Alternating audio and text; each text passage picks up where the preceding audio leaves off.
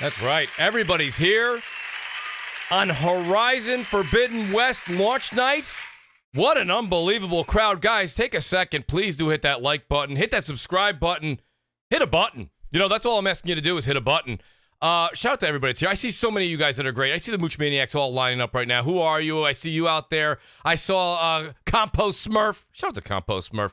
Great to see everybody that's just kind of here. Rated D Demonic. Guys, do me a favor and take a second to look above that description. You'll see that join button. All these guys that have the green names in the chat, and they got all those great Mooch icons, they're family members. You guys can be one too.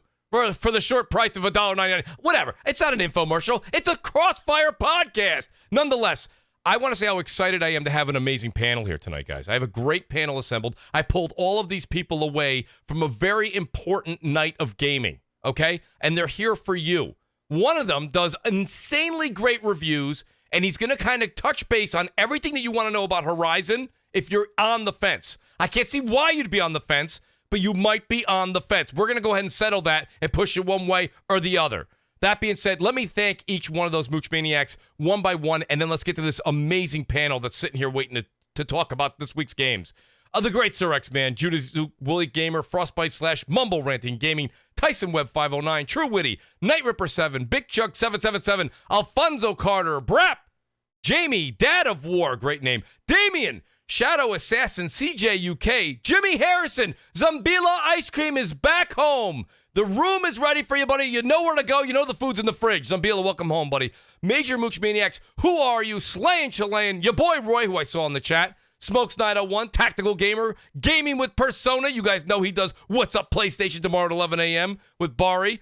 Donnell Brown, That Guy Smitty, 4-Star General, Sean Slomka, Brian B., a.k.a. Delirium Blades, and our VIP Mooch Maniacs. Thank you guys so much. The great Marty Bison, Rated D Demonic, Fork Boy Gaming, Strictly, who you guys may hear from in a moment. The Wise Old Gamer, Remarkable Nights, Percolator 9000, and our honorable mentions. We miss you guys. You're out there without food, water, or toilet. Come home. Supreme Samurai, Wendigo Rex, Brian Carter, Lady Foxfire, and our Forever Mooch Maniac, Longshot 316. Guys, do me a favor, okay? Take a moment. Let Mooch catch his breath for a second here because, you know, that sounded like a hell of an intro, but I'm really out of breath because I just can't wait to get to Horizon Forbidden West. Go ahead and tweet this out. Let people know. The links are all over the place. They're in the chat. They're right below the screen. You guys know what to do. Let me get to the one and only because I want to get to these topics. We got a lot of topics to get to tonight, and I want to get through this amazing panel. The one, the only, the man himself, and believe me, I already know what Crap's going to say, but I'll let him say it. The great Crap Gamer is here tonight. Crap, how you doing this evening? I'm doing good. Let's go. I didn't know he was going to say that. So he surprised me. Crap, good to hear. Let's go, he says. Well, no, there's like a lot of people here. So You're right, man. I appreciate that, Crap. Thank you. Shout out to Zuby Tech, who's with us. Good to see Zuby Tech here. I know he's on a different time zone, so that's awesome. And then I've got my buddy here. You guys know the great Basement Radio Arcade Podcast. BRAP. BRAP, how you doing this evening, buddy? I'm doing well, man. Got my new PC monitor and awaiting the arrival of my new PC, so I'm good. The entire internet's abuzz for that PC of yours, BRAP. We're all waiting. Well, you know, I mean, this month has been very expensive for me as relates to gaming.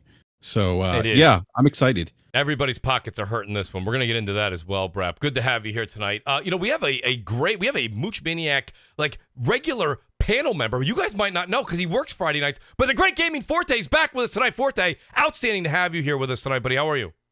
Man, it's Halo's fault that I'm actually off work on time and able to come and do this show right at 7 o'clock because that's a rarity as of late. But yeah, it's great to be here, man. And it's a lot of topics, man. So let's get into it. Appreciate that. Thank you so much. And then I got my buddy here. You know, let me go ahead and just say this much. He's not feeling well, and he's here for all of us. And it really, really means the world to me. The man with the voice of reason. He's here to make sure nobody gets out of line, and that's why I needed him here to be tonight. The great Eric Jackson is back on the show. E, how are you this evening, buddy? And thanks for being here. Oh, what's going on, man? A little sniffly, but, you know, we'll try to pull through. Happy to be here. Appreciate that, Thanks for having me. Absolutely. Well, good. When you have to step in and bring the voice of reason, please feel free to do it at any point in time. That even includes me, okay, E? All right, man. Great to have you here, man, as always. A Mooch Maniac family member is here with us, and the great Strictly Gaming, a.k.a. known around the world as just Strictly.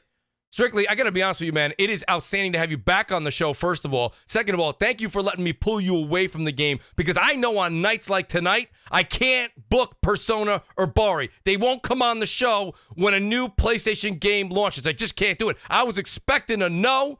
He said you can count on me being there. Strictly, welcome back to the show. How you doing this evening, man?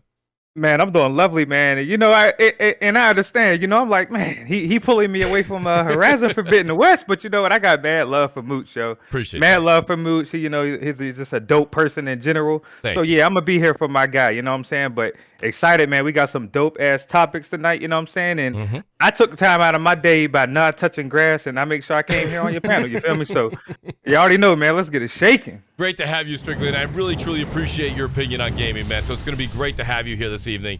And then I got a buddy of mine, too. You guys, he was with us last week, and he had to bounce a little bit early. And I said, listen, there's no way I'm getting Bomber back-to-back. No way it's happening. It's not. It's like if you hit a scratch-off yesterday, and then you go back to the same gas station, ask the same attendant for the same ticket out of the same roll. No way you're hitting it twice. Guess what? We hit the jackpot twice. The great HR Bomber's back. Bomber, welcome back to the show, buddy. How you doing tonight?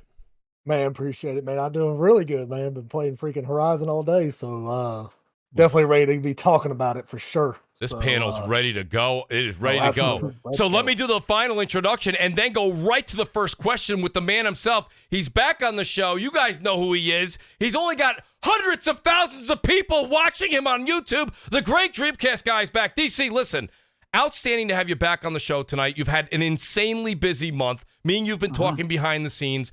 It's listen, you're reviewing games and throughout the month of February, okay? And you're actually bleeding back into January with game reviews. So, DC, thanks for making the time to make the show, buddy. How are you doing this evening? Living the dream. Happy to be here and happy to talk Horizon. Honestly, I've been playing the game for a couple weeks, so it feels good that now people finally have their hands on it and I can talk. It feels good. Well, you know what? And that's where I want to start, DC. And guys, just so you know, everybody that's here, don't worry about it. We all talked before the show. There's no spoilers here. This is a spoiler-free review and initial thoughts session, okay? DC, you've already put out a fantastic review on your channel. It blew up. But I want to say this much.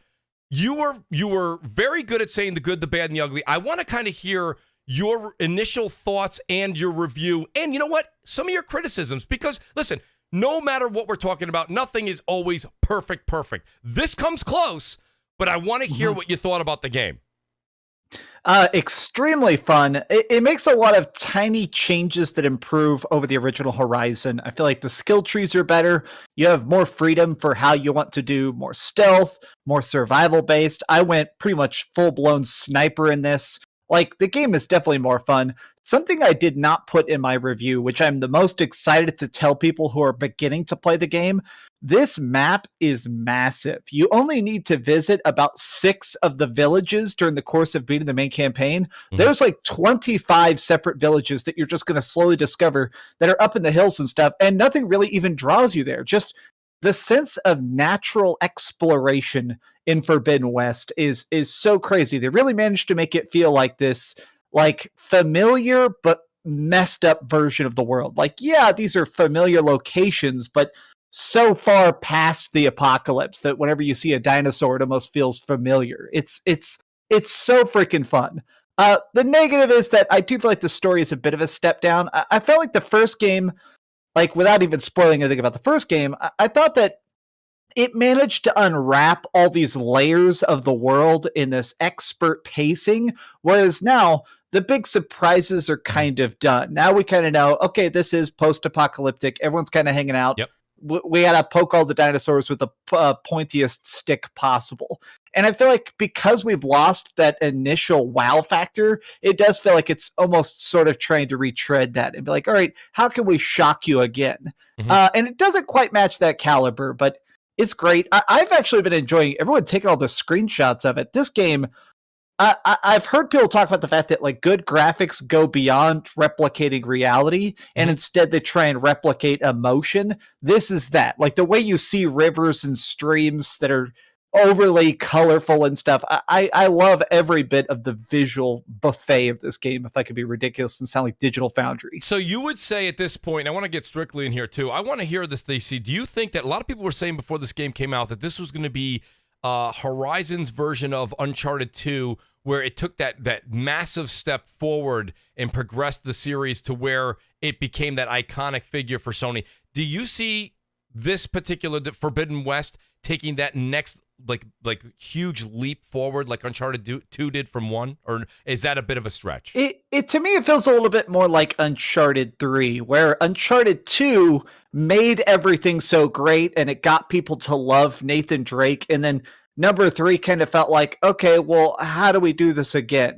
As much as I like this game, I feel like I'm more interested now in its staying power. This game is so big, I have a feeling it's going to be part of the conversation for literally the rest of the year. I think people are going to keep coming back to it and finding new stuff and loving all the side quests and stuff. But I just don't want to say it's like Uncharted 2 from Uncharted 1. It feels more like Uncharted 2 to Uncharted 3, like the tiniest step down, but still a great product. So, Strictly, after hearing what you're hearing from DC, what's your take? How far into the game, first of all, are you? I know, and guys, remember, I know everyone just got the game today or started playing at midnight last night. So, Strictly, what do you think? Is this the next like big push for this series, or do you think that it's kind of taking better baby steps moving forward? It's just improved where some of the minuses were in the first one. So for now, I didn't get too far into the story yet. I'm just now really getting to starting to get into the main part of exploration. Mm-hmm. I'm still in that beginning phase, and I'm trying to keep it without like spoiling for people, whatever. But the thing about it is, from a gameplay perspective, it's phenomenal. Like so far, it's phenomenal. I haven't unlocked everything yet, but I mean, just to touch on what Dreamcast was talking about in regards to how it looks, like it looks crazy. Like, and I'm playing on the OLED. You know what I'm saying? So it's like seeing it in 4K, like it's kind of mind-boggling. Okay, so let me ask you that, Strictly. Are you doing performance or are you doing resolution? I'm doing resolution. And at first I was gonna do performance. And it still looked good now.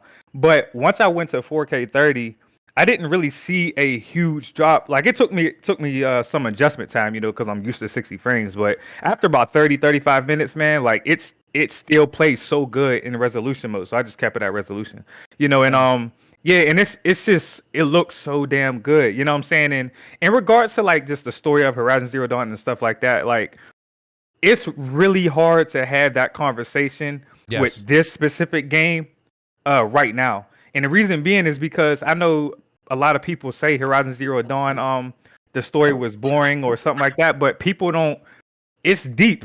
You know what I'm saying? It's really deep, and a lot of people aren't really paying attention to, like the lore and different things that go on in the story. Like it's touching on software engineering and a whole bunch of different shit. So I feel like, a part of that is due to Guerrilla. Their kind of lack of expertise in that area in the first one, because they were introduced in too much in regards to lore. But now, I'm hoping that they're going to introduce it more mainstream in the story, and maybe a lot more people will pick it up a lot more quicker. So. But it's dope so far, man. It's fire. Like, no, and Strictly, I appreciate that. I want to say shout out real quick to Carlos Crespin, who said the Uncharted movie was awesome. Go watch it, Carlos. That is my intent. Me and my son are gonna go check it out tomorrow for sure. Especially since PlayStation gave us one free ticket for that upgrade. Shout out to the great Jimmy Harrison as well. He says, love the show, fellas. Back in full effect. Dreamcast guy, I just became a new subscriber. Love your show, man. Please talk some Horizon. That game is gorgeous. Jimmy, thank you so much. E, I think I was about... Hey. Did I cut off E or BRAP? I apologize. No, I was going to ask Strictly a question. I played... So I played performance mode, then went back to quality mode, but I noticed like really bad frame stuttering. Yeah. Like it was really bad. Like where it was like... not good at all. And I was like, have you noticed that too, Strictly? Because like I immediately noticed it going from 60 to 30. It was like, whoa, I can't play it on 30. Like it's too much. It's way too much stuttering. I never really noticed it, but a part of that, it may be because you're so used to 60 though. You know what I'm saying? Like you've been playing 60 frames a lot longer than me. So I've been playing higher than that more recently. I've been up at like 75, 80 with there he goes, Forte. There it is. Yeah, you know what I'm saying? So yeah. Well, like, PC, Yeah, I feel it. You know what I'm saying? But I haven't seen it yet. You know what I'm saying? But I've only ran into like one bug so far. But nothing crazy. So, oh my god, I think PC's ruined it for me. Forte, what do you got? Well, I was gonna say, so the goal for me is to go through the game at 4K 30, because it's like this game looks so phenomenal that it's almost an injustice not to play and look at it the way that it actually looks at 4K 30. I mean, it truly is. I will struggle with 30 frames per second to do it. I mean, shoot, I did it for 4 years on Destiny before they gave us 60 frames per second. So I can definitely do this. But I'm gonna say, are you willing to deal with the frame stuttering? Well, I'm gonna say, well, listen. I'm just telling you, it's gonna give me a reason to hold out for that's PC version. Because when that boy comes out, I'm gonna rebuy it again, and I'm gonna play it in all its glory at 120 plus frames per second there. So right now, I'll deal with this 30 because the game looks drastically. I don't know what Strictly talking about. It looks. I don't think it looks drastically different. Yes, I disagree with that. No, it doesn't. I think it has a little bit more. I disagree. It looks, bro. I feel like I'm looking at a lower 1440p running at 60 frames per second. I gotta be honest with you. I'm playing it on my drastically. No, I don't think drastically. There's been some like games when that it's have been still, like when it's drastically. still, absolutely. when the game is still, it looks amazing. But as soon But as you you're not start playing moving smooth, around, Forte. when you move, that 4K 30 is garbage. But I I'm said saying. there was The a frame difference, though. stuttering's I so don't know. bad. I don't know about that. The 4K I was talking 30. about when I said when I said there wasn't a difference. I was saying in between the frames. There's definitely a difference between like the resolution and Well, performance. that's what I'm talking about. The resolution. No. No, I'm not talking about no frames. There's a huge difference. But resolution, yeah, you can tell the difference. No, you can there's tell. definitely a difference. Because as soon It's as like I when it's turned, moving though, it makes it look. as soon as I turned on, performance mode, I was like moving around, and I was like, oh no. So I got to ask two people in the room Wait, here. before take. Go ahead. Well, I want to ask Crap. I just want to ask Crap. You are notorious for loving games in all of that 4K glory. Are you enjoying this game in 4K, or are you in performance mode? I'm playing in performance. All the screenshots that I've shared, Screenshots performance? Those are performance mode. Wow. Okay. It looks great. I switch back and forth. I got a CX OLED. I can't tell the difference. I'm sitting there straining. I'm like, why the hell am I even bothering to try to tell the difference? So I'm playing in performance, and it's great. It's still the best looking game I've ever played, and the rest is just kind of gravy. I'll stop in. I played for a couple hours, but I'm stopping every 2 seconds to take a screenshot. I'm like, oh, look at this. Look at this lighting. Look at this. Look at this. Like that's basically how this game goes. And I just thought, wow. And for me, what I would say in regards to like that leap from Uncharted 1 to 2, like I thought the first one had like a little bit of boring parts. At least this one, I think, starts off. You have a partner with you. It flows the story better. It's like that. You have that Sully. I don't know if that's going to be there the whole time, but that to me is much better than kind of lone wolfing it, like in the first one, which got a little bit boring at times. So also the gameplay I thought was much, much better with the things that they've introduced like right away to help the gameplay. So in that aspect, I think it has made that leap.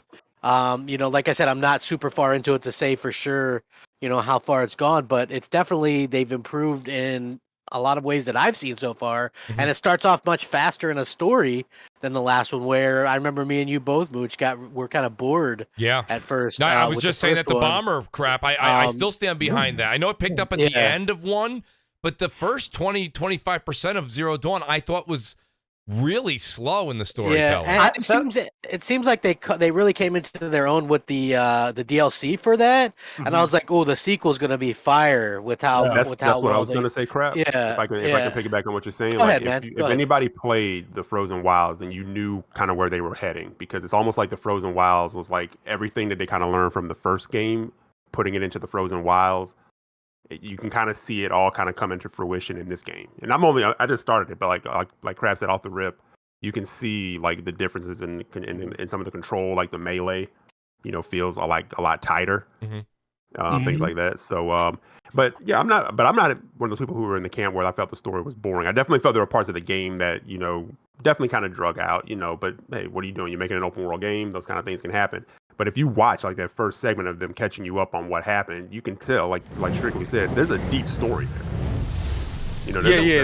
There's a lot to it. It's just, it's kind of stretched out over let me ask you guys a question. Game, I'll ask you guys a question here in DC. I think you were the other one I wanted to get an opinion on, because you finished the game. I want to know, did you carry out the game in performance or resolution, first of all? That's my first question. The follow-up question that I'm going to start with you, and then I'm going to ask the rest of the panel here is, do you think the first one, having all of those audio logs, is necessarily the best way to present such an amazing story? Is that maybe sometimes where you lose an audience? Yes. Yes. Because yes. Go ahead, go ahead. I didn't mind it as much. So I wanted to jump in also just real quickly and say that the slow pacing at the beginning of the first one, I actually enjoyed, which I know is not a popular opinion, but I kind of liked explaining Aloy and why she's an outcast. And it felt like part of it was game design excuses for why we, can't hang out and camp all day kind of. Right. But the second game definitely gets into the action faster. It definitely powers you up a lot more. And I do want to say how you have that buddy that y'all like. You're pretty much all the main quests. You have like a friend with you to talk to, so it's not quite as isolated. I played the whole game resolution mode. I had it performance at the start, but I'll be honest, once I saw like that true 4K on my 4K TV, it just looks so good. And also because I was recording all of it. So a lot of times when I know I'm going to be editing footage, I do want it to be as absolutely gorgeous as possible. I sat in like rivers and stuff. I recorded about an hour of gameplay just sitting and watching the sunset. I recorded about an hour just standing on a beach. So now I could just use it as B-roll occasionally in videos because it looks so good. It's practically just like real life graphics, the way there's weather cycles and stuff. I dig a lot. Those guys are like I was reading and checking out some of the stuff that they were talking about, how they did the game. It's really interesting how for a cross-gen game they use different assets though completely.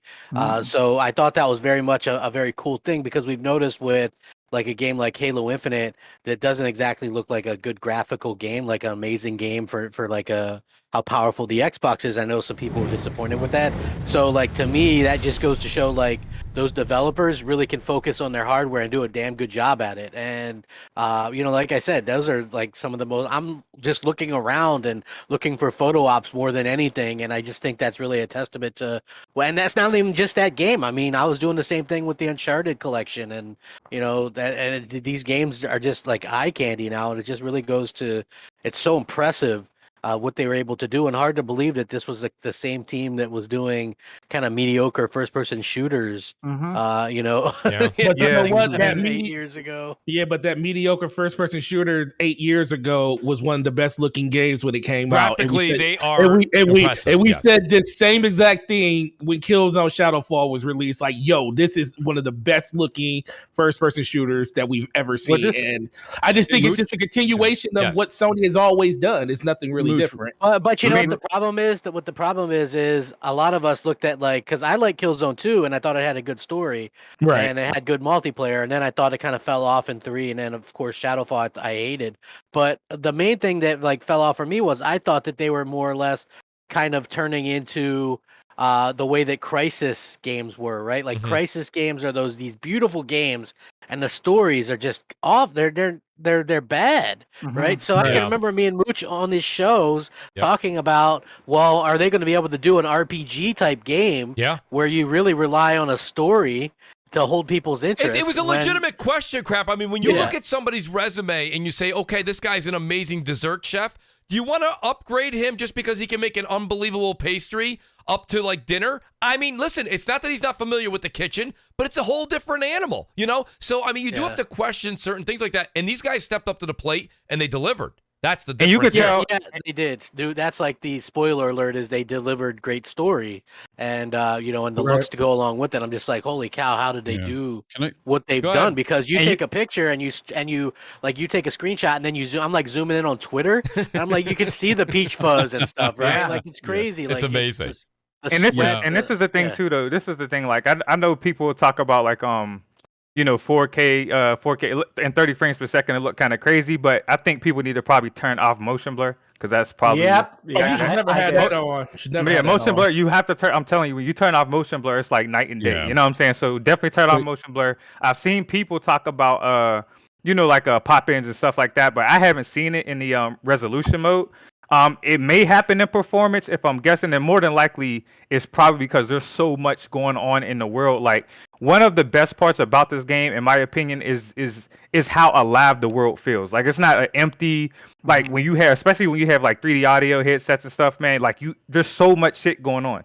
You know what I'm saying? Like there's just so much going on. So they I'm pretty sure. So strictly, they really took advantage of the 3D audio and as far as the the haptics and all that. I want to say haptics. The haptics are crazy. Like I'm dead. With the bow and arrows. Yo, dead ass, bro. Dead ass with the 3D audio. I promise. Like at one point, like I heard like a different bird, and it was like on the right hand side of me, but behind me, and I physically turned around, like like it was crazy. You know like what I'm the saying? window open or what? Yeah, bro. Like yeah. The haptics are dope. The 3D audio, and like I said, they do so much with like immersing you in the game. Like it's not like a empty open world. There's so much shit going on. You know what I'm saying? So they did such a good job with like immersing a gamer in that. You know what I'm saying? Well, where do Mooch. y'all? Go ahead, Brad. You Yeah, get sorry, basically a breathing mask later. You can swim infinitely later on. Yeah. I can't wait The for 3D audio underwater is so surreal. They basically, it seems like what they did is they simulated, documentaries when they're underwater, how they have like those waterproof microphones. It's the most trippy. You'll like hear something bump against a wall 100 feet away, and it'll like make you want to turn around and be like, "What the fuck is that? What's coming up my ass?" Great. Yeah, Mooch, real quick. One thing I noticed, when I changed from performance to resolution mode in game, you can't do that.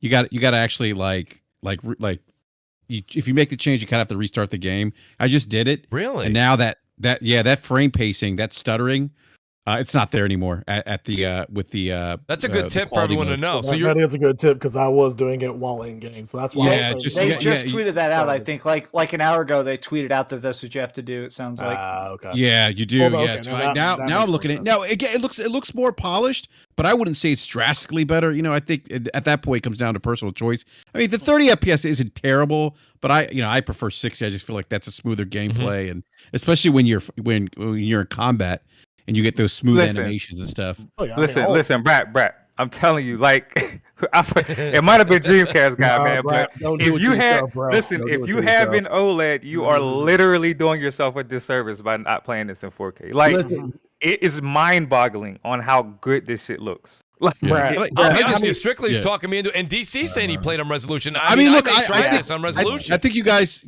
have kind of talked me into it, but I want to say something real quick. The one thing that I said this in my live stream earlier, the one thing about this game, and Crap said this earlier, like, and I agree with him. This is the best looking game I've seen this generation. And what's crazy It's a cross is that it's game. a cross gen. Like, I'm like, what? Yes, bro. What kind of like witchcraft is going on at Sony first party studios or Sony studios or PlayStation studios, excuse me, because like this game is just beautiful. Like I think I like the first 5 minutes in the game. I was just looking around, just admiring it, just in awe. Dude, at the I have attention 7 to detail. hours in the game and with 2% progress. Bro, I was about to say, man, bro, that's literally how it feels. It's like, bro, I was playing for like 5 hours of it and I have got pretty much nowhere. You know what I'm saying? And like, it's crazy because, and I know we say this a lot, but the details are insane. Like, machines will literally follow you in the water. You'll be fighting underwater. And when you knock a piece off the machine, it floats with the current in the water. Like, that's how detailed this shit is. Birds will float in the water, which is bro, it's crazy. It's crazy. Shout out to Mr. Dover in the chat here, super chat. Mr. Dover likes to also go by Ben. Game is amazing. What are we doing here? Dover, we're hanging out with Mooch in this amazing panel. But I got to be honest with you, I understand everyone is definitely drooling to get back to it. Shout out to Sergeant Salty Nuts, a former Mooch Maniac family member. Salty, you still got your room in the house, buddy. Come home. He says playing it at 60 and it looks incredible. What an incredible game so far. So shout out to both of you guys. Appreciate the super chats, everybody. Thank you. Keep those coming with those questions. Appreciate it. Go ahead, Brap. I apologize. So real quick, Strictly, are you playing with the 3D audio headsets from PlayStation, or are you playing? Because I know like if you have like the Steel series, they support 3D audio apparently. But are you? Yeah, playing I have the Steel series. I'm playing with Steel series. That's what I have too. Yeah, Yeah, I like have the same one. it's I have the Steel on point. Like it is. Like there's so many factors when it comes to immersion, you know what I'm saying? And they pretty much nailed everything. Like, the haptic feedbacks, the 3D audio, like the alive world,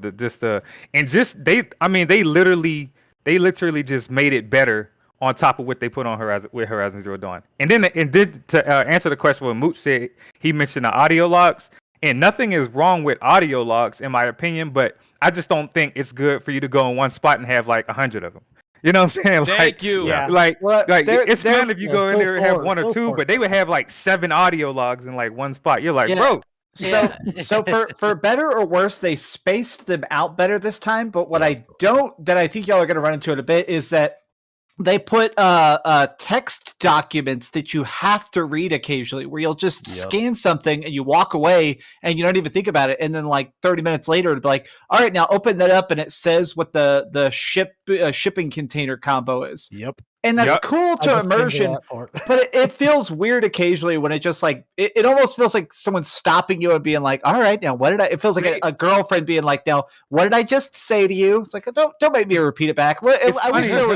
I wish it had that auto enter, like most games now, they have that thing where it's like, oh, you've already seen it. Like, just press the enter. Yeah. It's funny you bring that up, man, because when I was playing, like, they have valuable information in a lot of these notes. And to just touch on one, there's like a certain material in the game, and in the note, it actually gives you a hint on where you could find a lot of these materials at. You know what I'm saying? Like, it explains it in the note. You know what I'm saysaying? So, if you're not reading them at all, you'll miss a lot of things that you can actually secretly go find that's going to help you out a lot. There's some you'll find in root. There's like hints. There's times where like the optional side puzzles, which are fun and actually give you some crazy good upgrades. It'll be ones where you'll find just a random like note that'll give you a hint of like, perhaps you should stare north and watch the sunset. It's like, what the hell does this even mean? No, I think those are all really good points. I think when it comes down to it, I want to bring something else up because it does flirt on the topic of Horizon Forbidden West here. And BRAP, I'm going to go to you because I know that you just had a lot of interactions with it over Twitter over the past 24 to 48 hours. There was the whole controversy of what was going on with Sony's wording, which on the PS4, buying the PS4 version and the upgrade, and then parlaying that, BRAP, into the difficulty of finding that PS5 upgrade if you bought the PS4 version. And BRAP, if I'm wrong, don't let me speak incorrectly here. Did you in fact buy the PS4 version and then get that upgrade, or did you not? No, I actually got the PlayStation 4 version, right? Digital version. So I went up to the PlayStation app on my phone. Yes. So Sony, how did you find that information out, Brad? I actually talked to Forte. So that's what I'm talking about. Yeah. So I was like, I had to walk through it. Yeah, I heard Slomo talking about it, and I was like, okay, let me call Forte. Forte's my go-to, man. So no, I got it for the PlayStation, for the PlayStation Store app, and then, you couldn't. So here's the thing: like GameStop had this article was like, oh, you're gonna have to wait longer to play the PlayStation 5 version, and you could tell nobody read that article because people were like, oh, you got to wait like 10 days, It's like, no, that's not what you just can't preload it, Have to wait till Sunday. Yeah, you got to wait till Sunday. All failure, It's like, no, that's not. You guys clearly didn't read the article. That's not what's happening here. But kudos to GameSpot for making a somewhat misleading title of the article. I saw that clickbait. Yeah, I think mine popped up like 8 minutes after 11 o'clock, and then I installed it. It took me like 30 minutes, so I was like 30 minutes late. Yeah, I mean mine. Yeah, I downloaded mine. So mine came up. I hit the download button. The menu popped up. It just showed PlayStation 4 version, PlayStation 5 version. You click on the PlayStation 5 version. You download it. Mine was a 15-minute download, and that was it. It was good to go. It wasn't as challenging as some people were trying to make it out to be. Mm-hmm. It was fairly simple. I mean, now obviously Sony doesn't give you the option to get the PlayStation 4 version on the PlayStation 5 console. That's another conversation. Something I don't necessarily agree with Sony doing, but you could say about like the other parts of it being egregious, but people making this big deal about it being so difficult to get the proper download that you need. I'm like, come on, guys. You can talk about the other parts, but you're lumping all these things in, trying to make this anti-consumer argument about stuff. You'd figure if these people had never touched grass, they'd at least understand how to install a video game. But, right. And this is what they've done with all of their PS4 to PS5 upgrades. Like, I was watching a video. They unlock the moment the game unlocks. I was watching a video by Mystic Ryan. Shout out to him. And he said this. It was really, really smart. The media right now is running with the whole, Xbox is doing it better. And whether it be, is that technically, and crap, you might know, is that their smart delivery or whatever they're using there? Like, I think that Xbox definitely did this a little bit better, but Mystic Ryan said it best. And he's always been pretty, he's definitely a PlayStation-centric channel, but he's been a fair person overall. He said, listen, the thing about it is that Sony also has the same process. It's just you have to push the X button like 2 or 3 times versus where Xbox, it just automatically does it. He goes, so is it a slight bit better on Xbox? Yes. But all these articles that we're reading and we're seeing, I mean, it's got to be clickbait because it's over the top, I think. I think this is just like it's a non-issue. like you said, even though I bought the PS5 edition, the PS5 edition also came with the PS4 edition. And when I put the code in, it legitimately said, which one do you want to download? And it gives you two options, PS4, PS5 version. It's as clear as day, and it's a matter of hitting a button. I mean, we haven't gotten as far as the Jetsons yet, right? Where pushing a button is way too much work. Right? Thank you for understanding that, Forte. The worst part about it was the digital version, though. Like, if you ordered the digital version, you didn't get the PS5 option at all until after the launch happened. Because, like, when I went to go install it, you could only install the PS4 version until the minutes after, which was fine. I mean, it wasn't a big deal. But I wasn't familiar with the upgrade process, so I actually just installed the PS4 one earlier just to see if I need to upgrade. But apparently I didn't, so I had to uninstall it. But it was fine. Yeah, the interesting thing was I was at work today, and a person came in to pick up his copy of the game, and I handed him. He had a PS4 version pre-ordered, and he said, "Oh man, up to you, he was Forte. like, well, no, retail he was partners like, no, listen, retail partners explain this. Actually, I kind of did it today, but he was buying the PS4 version, and he was like, "Oh man, I thought I pre-ordered the PS5 version." I said, "No, you did PS4." I said the PS5 probably wasn't available when you did it. He said, "Well, can I get the PS5 version?" I said, "Yeah. Do you really want to pay $10 more just for something, just to have a PS5 case?" And he was like, "Yeah, I kind of do." Yeah, but I was like, "Listen, I am not allowing you to literally give them $10 just for a PS5 case. I will give you a PS5 cover art to put inside your PS4 disc case, so you don't have to do this." And guess what? He was like, "Yep, you know what? You right. I am not giving them $10 I know for something a fact, that I don't have to." I know for a fact when I go to Five Guys, I can get a small fry and still get with the equivalent of a larges. I still want a large fry. But if you buy a large, that's a bad analogy, because if you get a large fry at Five Guys, you're gonna get a supersized fry inside the bag. So it's completely different. So it's not even. But I do. Listen, I wanted the PS5 version. I ended up getting the collector's edition. I actually put a poll out there and was kind of seeing what people were saying. I was shocked at how many people. And you know what? Strictly is on the panel. Strictly, you got the Regala version. I ended up getting the collector's edition. And listen, I'm going to say this right with Strictly right here. I like the collector's edition looking statue better than the Regala. The Regala looks like you took the one I got. That's where I'm at. And you just took a little bit of ketchup and you threw a little paint on it. Like my kids got their hands on it. Strictly, what do you got to say to that? I mean, do you agree with me, or you think I'm crazy? I think you're fucking crazy. I think that regalia is also bigger too. It is bigger. Yes, it is. The Regala edition is beautiful, and one of the things that people don't know is the like underneath the trimmer tusk itself, there's a light, like the little eyes glow up and shit. Okay, you know what I'm saying? You got me on that. I did not know that. Yeah, I didn't know that. Yeah, there's a different. Yeah, there's like a little battery you could put in there. What? Yeah. Mooch came with a plan. See, I would have done if I knew that. Stop playing. Now I got to mooch a trade. Listen, I got to be honest with you guys. I will tell you though. Listen, and Crap will be the first to tell you. I've just started this because I got this insane wall behind me. I've got shelving. I wanted to start to get some good collectibles, but I want to do it for like Game of the Year stuff. So I guess I'll go back to DC here on this one. DC, let me just ask you, because you're going to be one of the people who talks about this for the rest of the year, and you're going to be asked about it just like everybody on the panel. But is this Game of the Year material, is it in discussion, or is this going to be something that doesn't even hit the Keeley airwaves? I don't think it's going to get any Game of the Year nominations.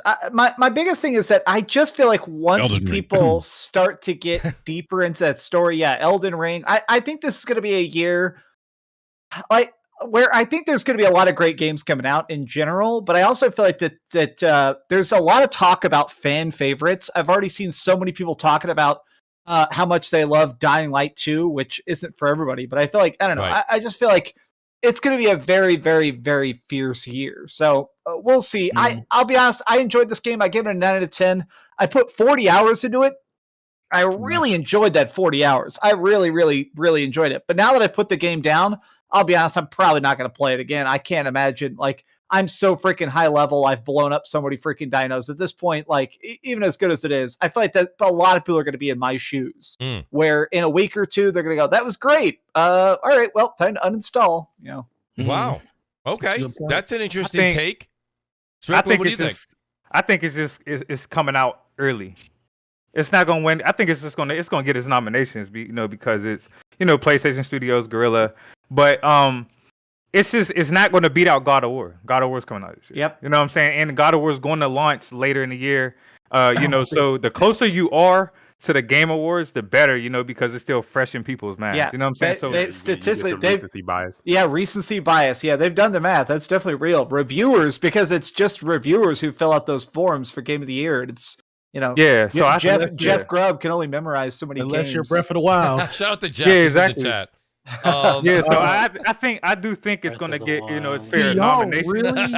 It's But just do not you- going to. It's not going. It's not. Do gonna y'all win really it, though. believe God of War is going to come out this year? Yes, Absolutely. 100%. Yeah. 100%. Yes. Okay. Yeah. I don't see how. And Forte, listen, I understand a certain group doesn't think that. I don't understand how it's not. They said it was going to come out last year. If it ain't coming out, but it was never coming out last year. I know it wasn't coming out last year. Never coming That's out my last point. year. So if you're gonna bluff, you can't bluff 2 years out. As soon as they showed Well, that it- screenshot Forte, saying it got delayed. It got delayed because the 2022, voice actor got hurt. No, listen, that it too, still that's wasn't right. It That's still right. wasn't coming Good out point, last year. Brad. Put it this way, if that game don't come out by September, it's not coming out this year. Yes, it is, bro. There's no way they're going to drop God of War, Spider-Man 2, and Wolverine in 1 year, bro. They're not going to No. drop Wolverine in 1 year Yeah. with Spider-Man either. I think Wolverine Well- probably could be 2024. Yeah. That's not coming out next year. There's big stuff also that doesn't have a release date. I honestly think Final Fantasy 16. I've heard some people. I think Final Fantasy 16 is coming this year, and from what I've heard about it, I think that is going to be a huge contender for Game of the Year. If even half of what I've heard is real, I think that it's going to become a lot more packed, even for just PlayStation. Listen, And as much as I like Horizon, I just feel like it's going to get drowned out. Listen, I'm praying for her. I'm praying for God of War. God of War is my favorite PlayStation franchise. I wanted to come out this year. I just don't see it happening, unfortunately. I see early next year, though. I just don't see it this year, though. Is Halo Infinite coming out next year? Halo Infinite still Oh! isn't. Halo Infinite still isn't out. What are you talking about? Halo Infinite is still. We still waiting for that game. What you talking Said, about? with Right. the real Halo Infinite, please. Please I know, stand up, man. E. Yes. Oh wow! Well, I'm Hey, probably season all that 2's multiplayer, I coming. don't care. Yeah, did you see there was that meme on Twitter where the TV show got approved? The Halo TV show is getting a season 2, and Yeah, someone season said 2. Halo TV show got to season 2 before Halo Infinite got to season 2. It's true. It's my very God. true. It's like, damn. Oh my That's crazy. God. That wow! Shout out Yeah, to it is- Slow Mo it's too. just a- Slow Mo goes, here goes Forte again. I guess Yeah. Slow Mo's tired of hearing that nonsense, Forte. I just want to let you know Which nonsense he talking about? apparently your God of War for Your God of War, forecast. yeah. Yeah. It's not coming out this year. Okay. Hey, Mooch, I Uh-oh. gotta say something. Yeah, what do you got? I gotta say with regards to the PlayStation 5, Yes. I am thoroughly happy with the games that Sony's put out like the first 2 years on this I am console. too. It's really been a treat. Like, and I know What you you know talking about? you They didn't release any games last year. All the games that it did. You remember that? yeah, I do. I'm remember that being nonsense. messy. I'm sorry. I'm being messy. No, it's fine. No, I remember that nonsense. But no, I mean, like, it's like they have really. I mean, and this is what it's all about. Like, I see people arguing over things that are so trivial that nothing to do with gaming. And this console. I mean, for all intents and purposes, I mean, they're knocking it out of the park. Now, I wonder if they're going to be able to keep up that pace. Maybe. But so far, I mean, 2 years into this, much different than the start of the PlayStation 4 generation, which was it was a little dry, if you know what I mean. Absolutely. Hey, Really to me, spark. there is no reason to really sit here and think why it wouldn't continue. Like, I mean, they have not shown us any reason why it wouldn't continue. That's true. That's true. We do have a line of games, and even if you give them their respected time strictly to get these games done, they do fall in a decent chunk of order, so you at least have 2 big games a year, maybe 3. And please, by the way, Strictly happens to be a guru, okay, when it comes to Sifu.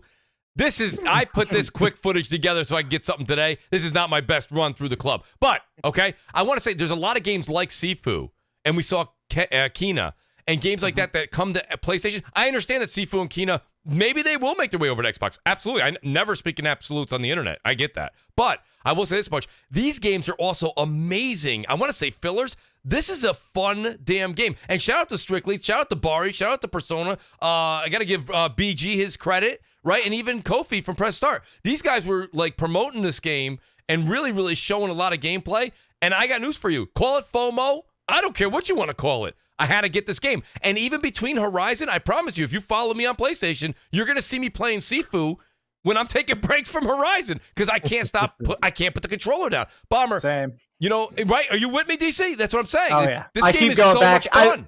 I've beaten Sifu and I just keep going. I keep just playing the first 3 stages again and again because they're the easiest. It's fun to just beat the hell out of people. It is. It really is. Bro, we really got, think about it. We really got Sifu. We just got Horizon. GT7 is in March. Literally And 2 weeks from now. Also, And then- Ghostwire Yeah, Tokyo into March. Yeah, Ghostwire. And then Forspoken is in May. You know what I'm saying? So it's like the lineup is hit crazy. after hit after hit. You know what I'm saying? So it's just like, as long as I get my games, bro, like, we solid. You know what I'm saying? And that's Right. what they're giving us, yo.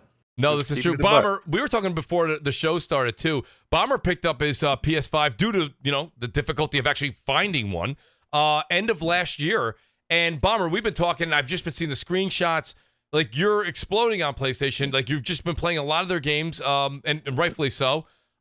What's your take also on this whole thing with Horizon? And do you think that Horizon does have a chance to get Game of the Year? I mean, sure, of course it has a chance. I just think that there's so many other games that yet to see what they're going to be. So much hype behind Elden Ring, which I don't know what else is going to try to beat it unless God of War comes out, and that'll be one heck of a bite there. Just because, I mean, even though Elden Ring is definitely not my bag, I will not be trying that out. However, I still know that people are loving it right now that are playing it. So, and so, Crap. so yeah, I mean, Horizon, I definitely think has a chance, but I mean, again, it's as much as I love it right now. I mean, I'm 7 hours in, I'm enjoying the hell out of it. There's definitely some little things that I wish weren't happening in the game, but overall, it's still. Is it anything you phenomenal. can talk about, Bomber? Or is it a spoiler? I mean, it's definitely not no spoiler. I mean, like, as much as her hair is pretty, it also is a nuisance. It's just constantly flopping around for no reason.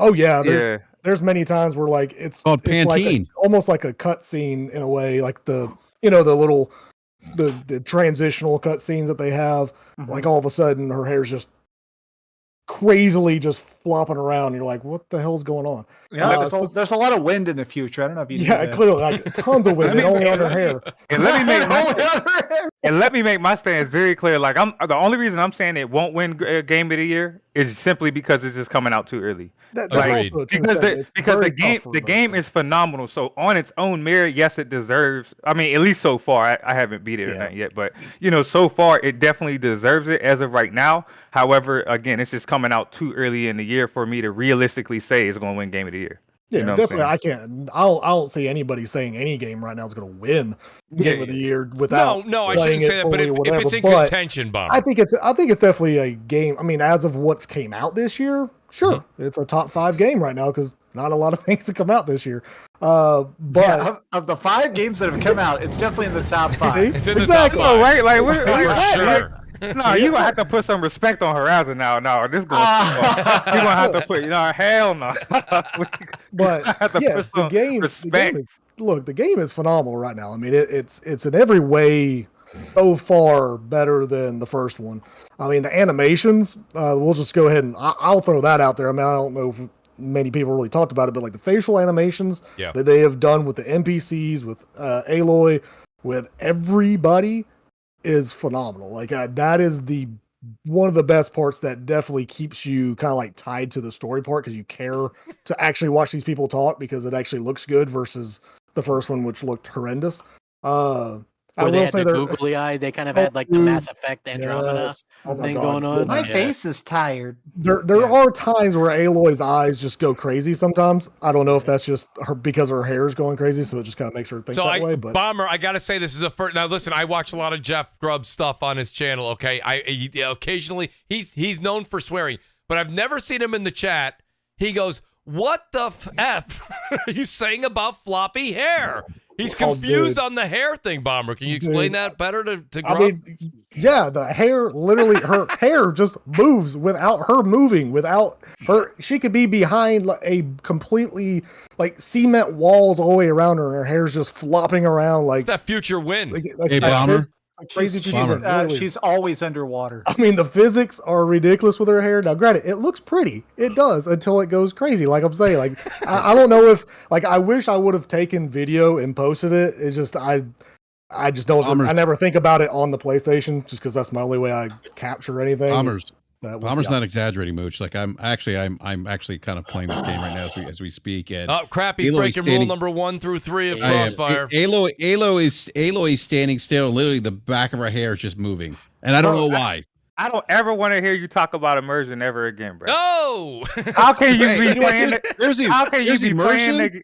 Strictly there's taking notes. immersion, and then there's like things that are a little bit overly immersive. Like and that's, No. What I'm saying is you playing harassment while you're on a podcast. How? You can't do that. Like I can't do it, bro. I gotta be honest with you. I cannot do that either. Strictly, I gotta be honest with you. Ever since everything changed from back in the day when we used to just use Hangouts, now we do this whole setup and we have the game. Even my own gameplay distracts me.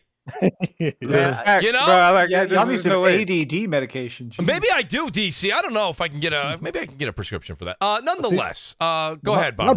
My problem is just taking freaking pictures. I don't care like that. I mean, I'm in performance mode. That way, everybody knows every one of my pictures I'm taking are literally in performance mode. So it is gorgeous, absolutely gorgeous. I mean, it is absolutely the best looking game I've seen in the last few years for sure. Yeah, but I do. I mean, I get what you're saying. I do. I mean, I personally feel like it's just a little bit, kind of nitpicky.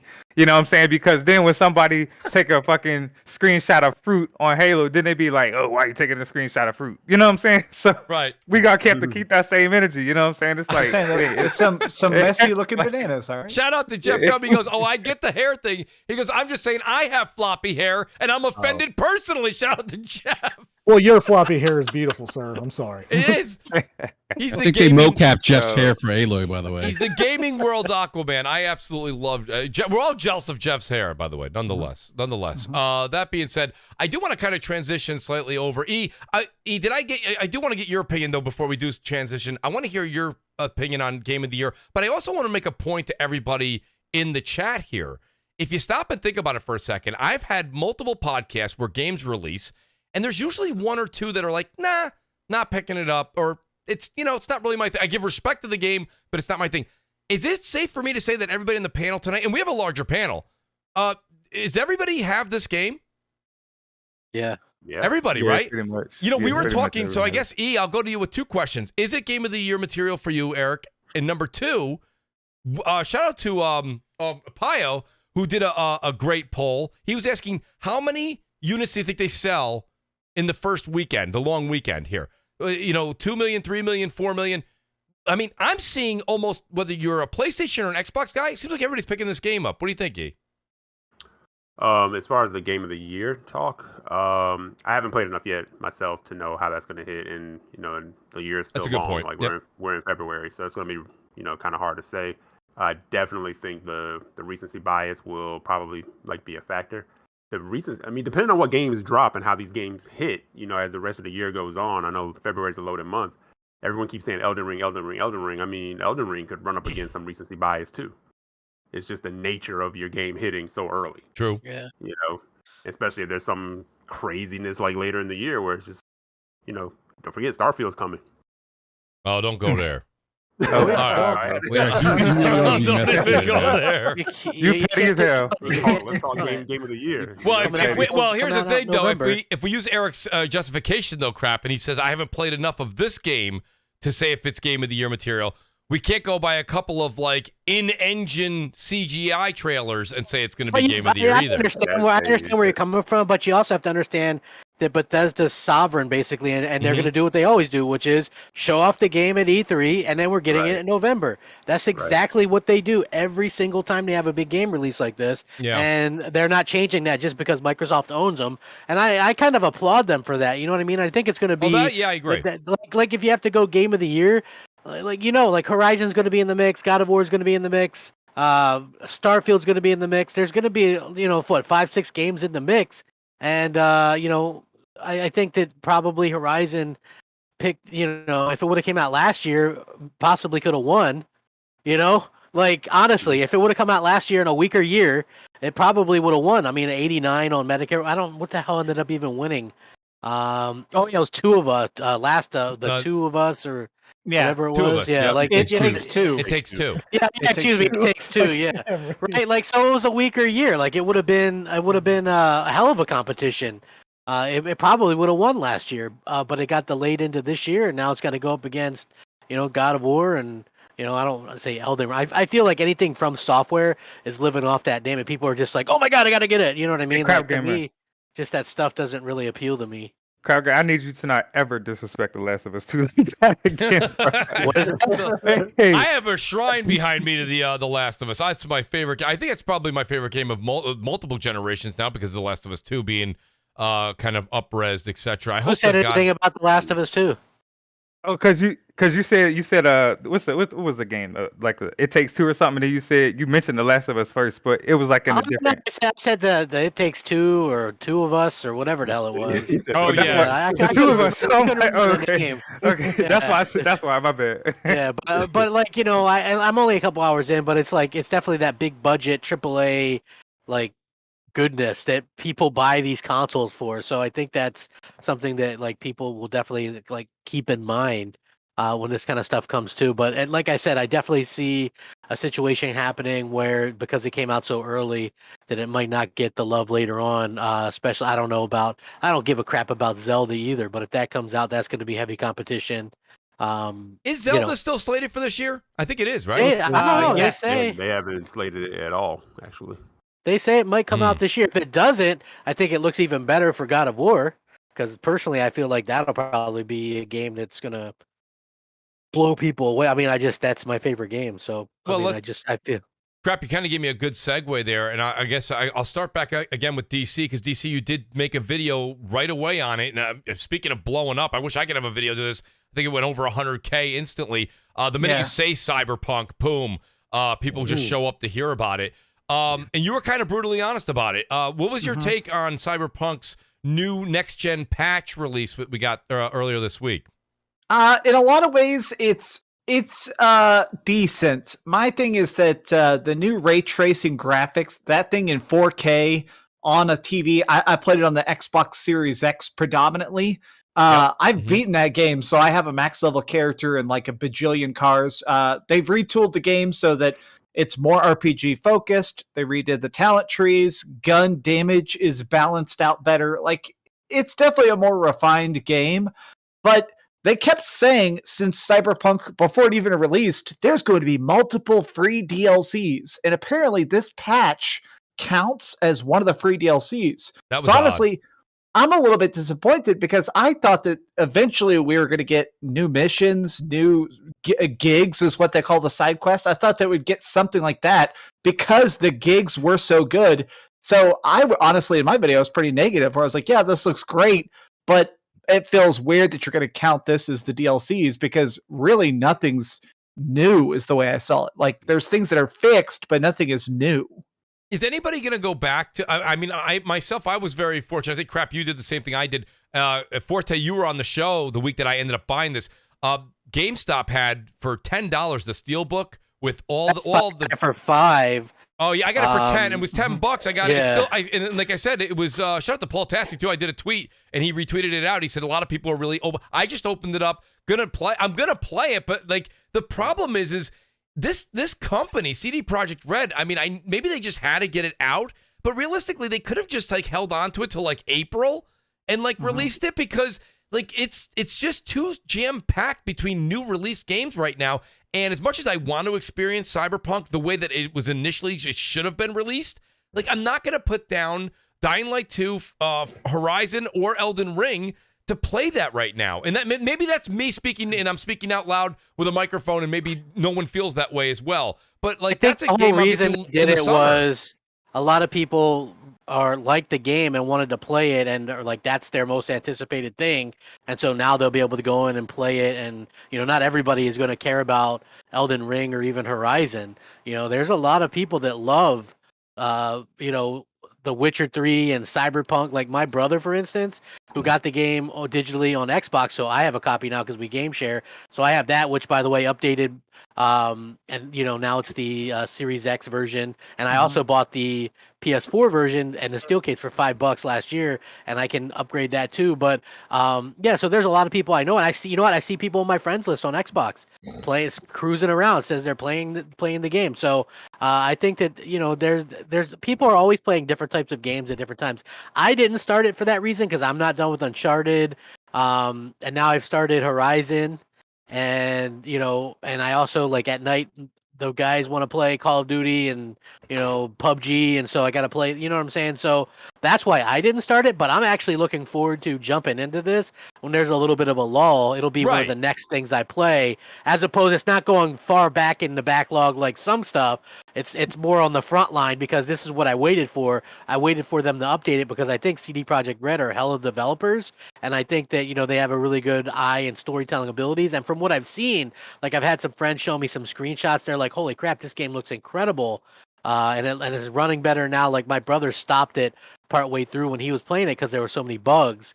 And now it's like, you can, he's going back and playing through it, and but people are just like going crazy over it. So I think it's cool that they've gotten that out there, and not only that, but you've also got to figure they've got, like, shareholders and stuff that they've got. Yeah, that's what I think it is. Yeah. So they were on an investor call. It sounds like you actually nailed it. I think that's what it is. They said an investor call basically that they were trying to get back consumer trust. So I think in the next few months we're getting the Witcher 3 PS5 upgrade as well.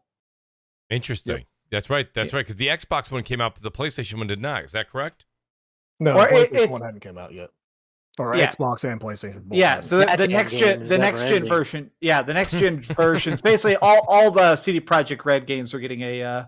Witcher 3 and Cyberpunk getting their next gen upgrades for free this year, and I think the funny thing is about CD Projekt Red is, like, the first bit of time that I even heard of them or anything was they're a very pro-consumer developer. So I feel bad that what happened to them kind of happened and they were caught up in that. But I bought The Witcher 2 on Xbox 360. It was a console exclusive the day it launched, and, like, at the time when a lot of games, when you buy physically, were reducing what they were putting in there. This version, it was just the regular version of the game, came with, like, a big map and all this. It was like a big old thick thing full of, like, all kinds of stuff in there, and the game was great, and they gave you a free keychain for pre-ordering or whatever, and it was really good. And I actually, like, Witcher 2 I loved, and I tell people this and they say I'm crazy. I still haven't beat The Witcher 3.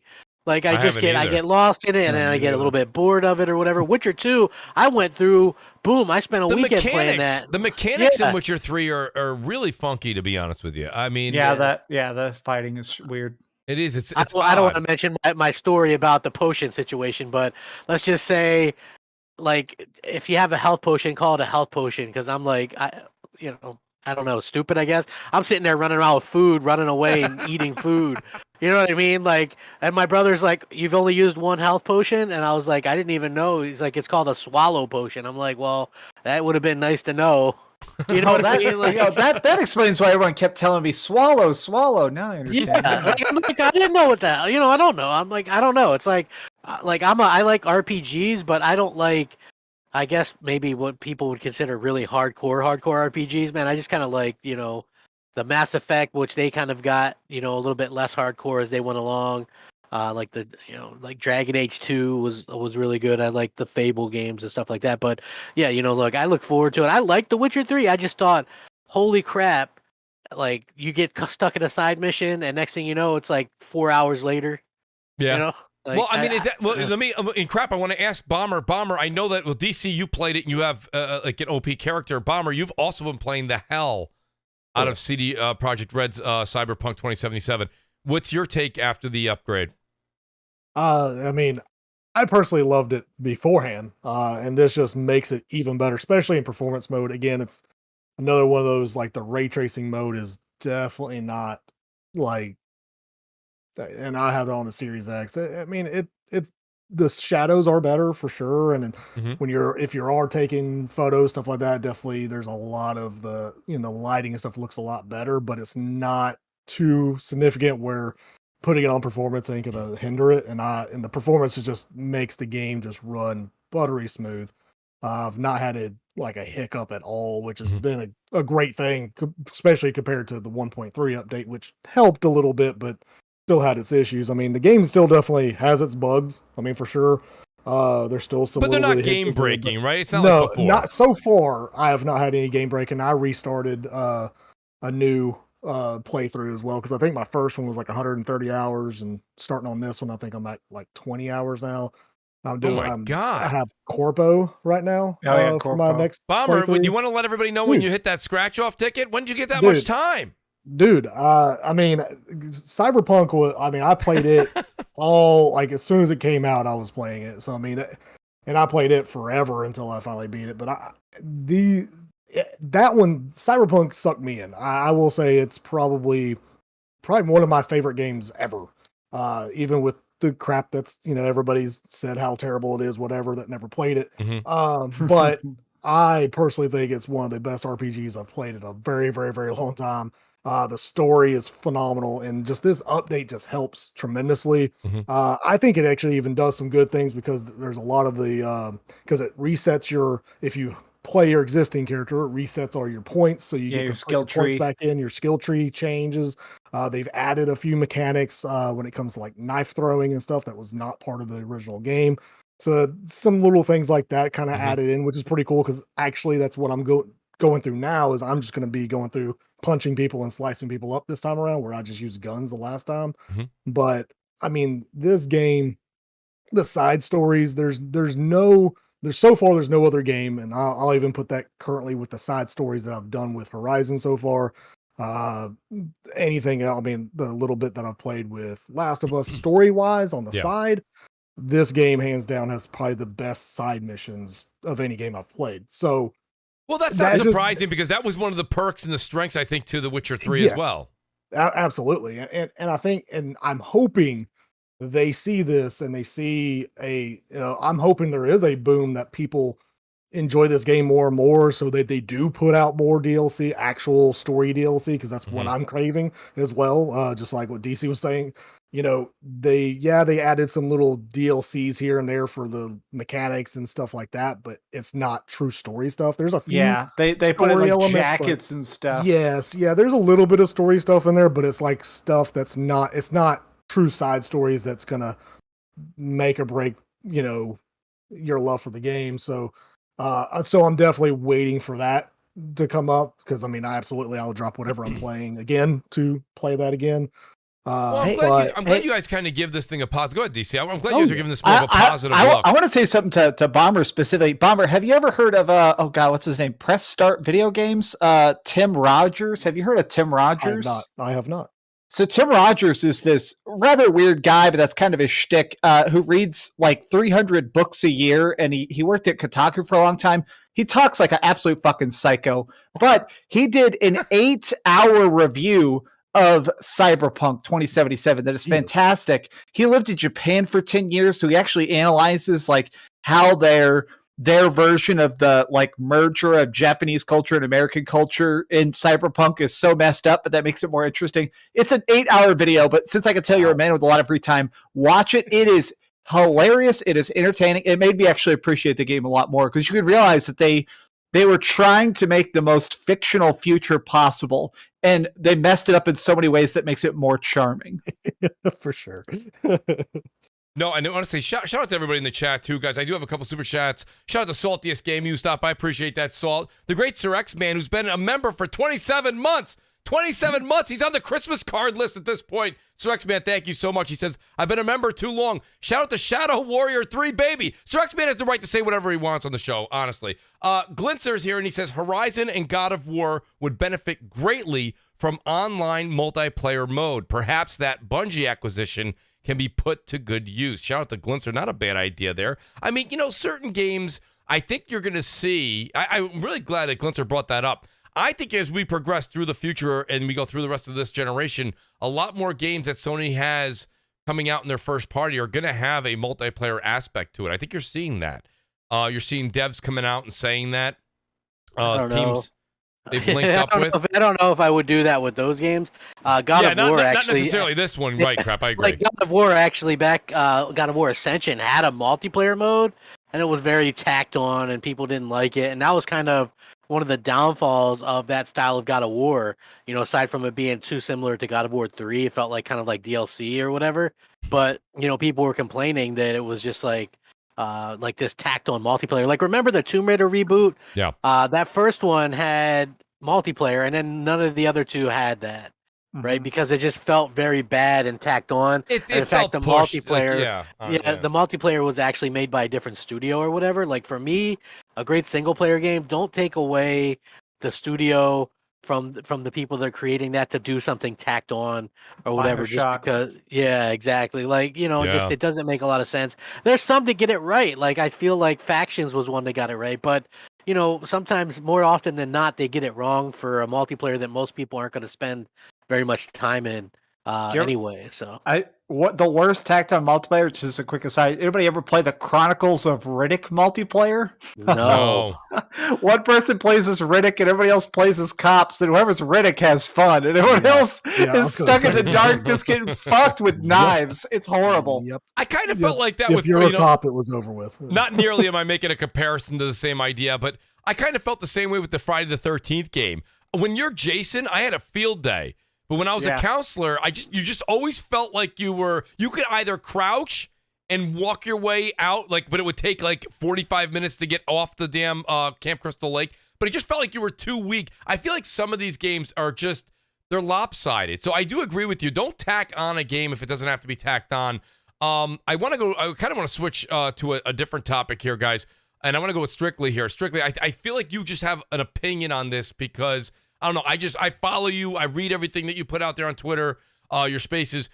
Recently, PlatinumGames has come out and said that they have no problem being acquired, which, by the way, when somebody says something like that, you already know that your stock's plummeted, right? That's just, you're already out there waving kind of the white flag. Strictly, you think that they need money? Well, they need money. They also need to stick to a schedule. I think that when it comes down to it, is this something that you think Microsoft or Sony would look at acquiring these folks, or do you think that maybe this, they're kind of like a lost cause? Did I lose Strictly? I might have lost Strictly. I know I lost BRAP to Destiny 2. That I know. No, you ain't used my. No, I'm here. I'm here. My fiance came in talking to me. Go ahead. Because y'all were talking about Cyberpunk, and I was just like, well, you were like, I'm out. I said fuck Cyberpunk. No, I'm just playing. I do have Cyberpunk on PC. I'll probably play it at some point, man. Whenever, we're in that kind of that little gray area in gaming to where you just kind of tackle your backlog. That's probably when I'll hop on Cyberpunk. But until then, no, it's not even going to see the time of day for me. Well, what do you think about, I was mentioning the PlatinumGames acquisition. PlatinumGames came out recently and said, hey, we're good to be acquired. We don't mind getting picked up by a big company like Microsoft or Sony, or even maybe they were even appealing to Tencent. Do you think PlatinumGames is worthy of an acquisition by one of these big companies, or that ship sailed? Honestly, man, I don't care too much about PlatinumGames. I mean, personally, I don't. There's not too many of the games that really intrigue me, and it's kind of the same with what's the other one that was rumored on Twitter, where they was in front of PlayStation. Bandai, I think it was. Oh, Bandai Namco. Yeah, Bandai. Yeah, so and that's another one. I'm not really into their IPs like that. So I mean, will it be cool? Yes, but I don't really care. You know what I'm saying? 'Cause I don't play their. The Bandai Namco rumors are interesting because they're tied up in some Japanese companies. So if you buy them, you get From Software and Dark Souls, but you also legally have to buy this anime company too. So I've seen some rumors that the only people that would want to buy Bandai Namco would be Sony, because now Sony's trying to make all these TV shows and stuff. Yeah. They're Microsoft. Literally, they're like, "Please buy us." I'm like, no thanks, nerd. Get out of here." I'm not into Souls games. You know what I'm saying? I've tried 3-4 different Souls games. It's just not my thing. I'm really not into the whole dungeon dragon aesthetic of those games. So I can't really get into them. But I know they're dope games. So that's why I said it would be a good acquisition. Because there's so many fans for it. But for me personally, it doesn't really. Well, wait a minute. So can I ask a question? Platinum has a couple of good IPs, though, man. I think the fact that they would have a even more monopoly on the fighting games is the reason they should do it, because Namco makes so many fighting games. That's what I was going to say. Forte. And with the acquisition of Evo, that gives them another avenue to get those games out there a little bit even more than they are now. So, but Forte, that would be a good one just for them in general. Forte, if they get Bandai Namco, hear me out though, real quick. That they've always published From Software games, but just because they get, if they were to grab that publishing house, that doesn't mean that they acquire the Soul series. Because From's independent. I can't remember how somebody explained it to me. I think that technically they would. I think where you'd get exclusive publishing rights. So even though they wouldn't be able to boss around From Software, but From Software would only be able to publish through them. I think it's one of those weird things. That is an interesting deal. I didn't know that. I didn't think that. So they are married together then, in a sense, Bandai and From. Yeah, I know they've been doing business together since the beginning of time, but because every time you turn on a Souls game, boom, Bandai Namco. But I didn't think if you got one, you got that one. I thought that could still be separated. Someone will correct me if I'm wrong, but that's the way I read. No, I can tell you right now, it's because the parent company owns both. Yeah. Oh, yeah. That's what it is. Yeah. Yeah, Namco Bandai. I forget the name of this. I looked it up, but Namco. Miko says it in the chat here. He says, and I'm going to say it wrong. Kadokawa owns From Software. Yeah, they own. Yeah, that's the reason, because Namco publishes the game because From Software is an actual developer, and then Bandai publishes because they're the publisher, but they're all under the same umbrella, under that same ownership group. Viceroy says, didn't Activision publish Sekiro? They did, but Sekiro is a From Software IP, I believe. But I do think if you buy Bandai, you probably still have to buy From Software separately, because it's a separate entity. It's separate underneath that holding. They're not all under the same umbrella. Right. Video games are weird. Well, it's just like how Bungie is now. If you was to buy out PlayStation, like say if PlayStation was to sell, you wouldn't be required, you wouldn't get Bungie, because Bungie isn't under PlayStation. It's a subsidiary next to Sony. So you would have to buy Bungie separately outside of PlayStation Studios, which is kind of probably the easiest way to look at it. Okay, no, that does make some sense. I don't know. I thought that, so you kind of tackled two of my questions in one. I did have a different subject with Bandai Namco. Is this a good get then? Let me just ask that question before we move on to a separate subject. Is Bandai Namco a good get for PlayStation? And what do they get besides those fighting games? And a lot of questions here, follow-ups. Crap's always been asking this for the past 3-4 weeks, and it's a valid question. If they were to get these games from Bandai, would these Bandai Namco games, would they be exclusive to the Sony platform and not follow what's going on with the Bungie and Activision deal, where things are remaining multi-plat? I mean, I think it would. I don't know. A lot of those games are super niche, where they kind of have to be everywhere to get the amount of sales that they normally do get. I think it would be more just for, going back to Bungie. I think it would be more on the anime side. It would be more on that side that they would be able to recuperate a lot more stuff when it comes to that, because they have a lot of IPs that go over to that side, like the Naruto franchise and Dragon Ball Z and all that other stuff. And the thing is, people can say, well, those are licensed IPs, but Bandai has been doing those. No one else does those IPs. Yeah, so no one wants to touch it. No one wants to touch it. So if they want to continue to still be in the video game space with those IPs, they would more than likely still go through Namco to do it. Mm-hmm. And Sony, if Sony owned it, that would actually help them be able to bridge that gap between TVs, movies, Funimation, and all that other stuff. They will be able to bring all that stuff over there more consistently.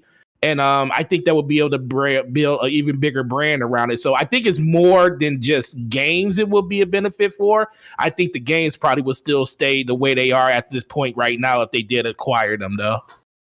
Yeah, no, that's a good point. I do. BRAP, any points on this? I know sometimes you have a lot to say on the acquisition front. Is this a good pickup for Sony? I mean, yeah, it could be. You agree with Forte that it would stay multi-plat for the most part, most of those IP, or would Sony which IPs? Well, we were saying the Bandai Namco ones. And that's if let's assume, I don't think that the From games, they would have to be a separate purchase. I think any game that has a community, like when I mean community, like a game that has a multiplayer aspect to it, right? I could see those games probably maybe staying multiplat.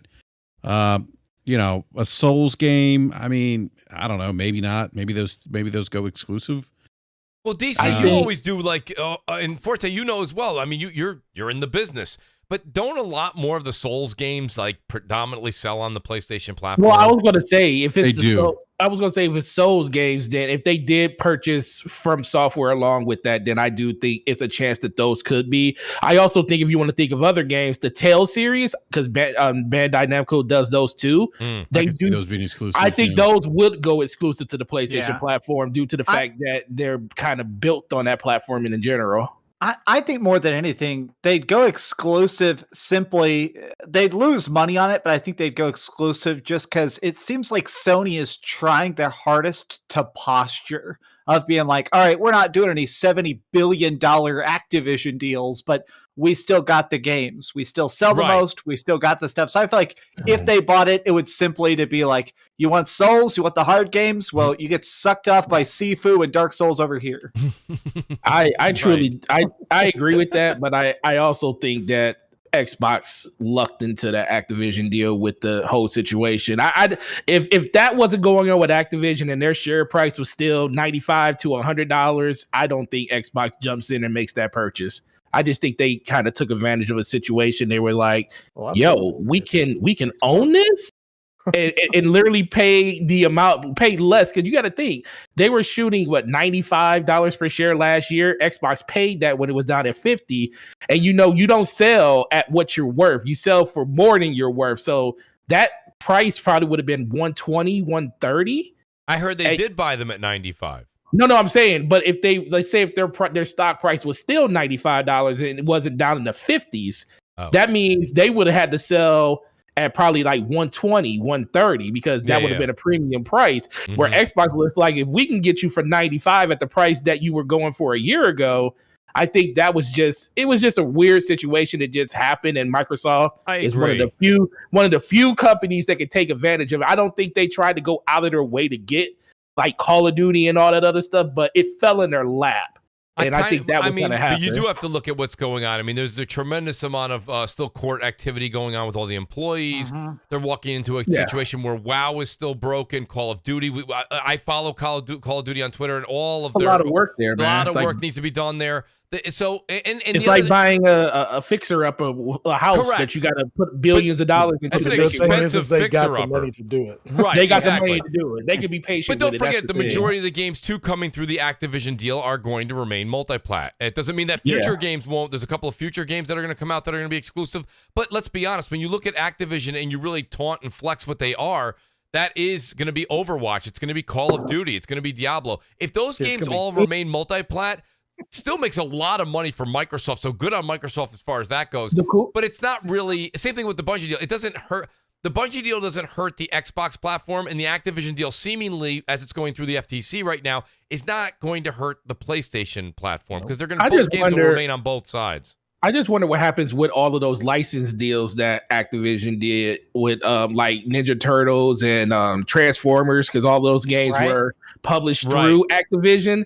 I wonder what happens with all those licensed IPs. I think that was a per game basis, Forte. That's the way I no. Like for Transformers, every Transformer was an Activision published game. It wasn't just one or two. It was all of them. I'm guessing. I have no idea. I'm saying though, I think that they had to continue to go back to the table to renew that. Probably so, but if you're so used to a developer doing those and that developer is still available but just under another subsidiary, why would you switch? Yeah, absolutely not. Yeah, exactly. Why would you switch at that point? Yeah. Right, but those depends though. People who have Transformers might say, "I want that to be everywhere," kind of like how Major League Baseball said. Exactly. Well, yeah, that's always the key right there. Absolutely. There's a couple other things here, guys, I wanted to kind of get to. I do want to talk about this because this is comical. We talked about it before the show started. DC, I guess I'll just randomly go to you. I want to hear what Eric's got to say. I know Crap's got a lot on this one. So, Battlefield 2042, I'll just say, it's kind of a flop. Didn't do what people wanted it to do. The gamers were not happy. The publisher's not happy. The investors are not happy. So we can call it whatever we want. But recently, and I know that this wasn't the only thing that they said, but Electronic Arts came out and basically did point to the effect that they blamed Halo. Now, DC, what did you think when you saw that? Did you think that was basically them it's a last-ditch effort to say, look, it wasn't our fault? I mean, what were they really trying to get the point across with something like that? I'm surprised. To give a little bit of context to this, I think that they lost potentially billions of dollars total because of this game, because this is supposed to be a big flagship title.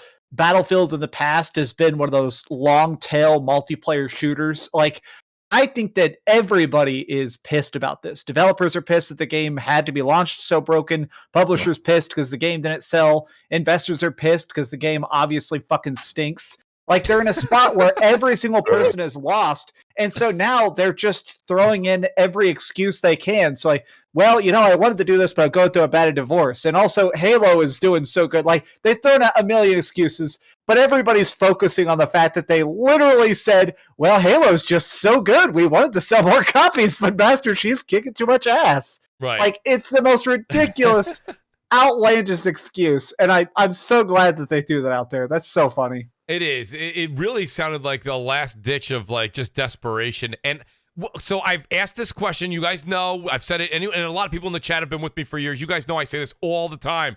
I'll ask the question again to the panel, not anyone in particular. Actually, Strictly, I gotta go to you, Strictly, because I know that you are the resident Battlefield expert here. Do you think this may be the last Battlefield we see for? Let's never speak in absolutes, right? We are on the internet. We can't do that. Strictly, do you think this is the last Battlefield you see for a very long time? Yeah, it's gonna be a minute. It's definitely gonna be a minute. I know a lot of people were talking about I want to say his name is Marcus Layton or something like that. So that may be the only slither of hope that they do have. But as long as EA's name is attached to it, I mean it's gonna be a while. You know what I'm saying? Which is unfortunate. What's the state of the game right now, Strictly, as far as you're concerned? I haven't played it in like a month, yo.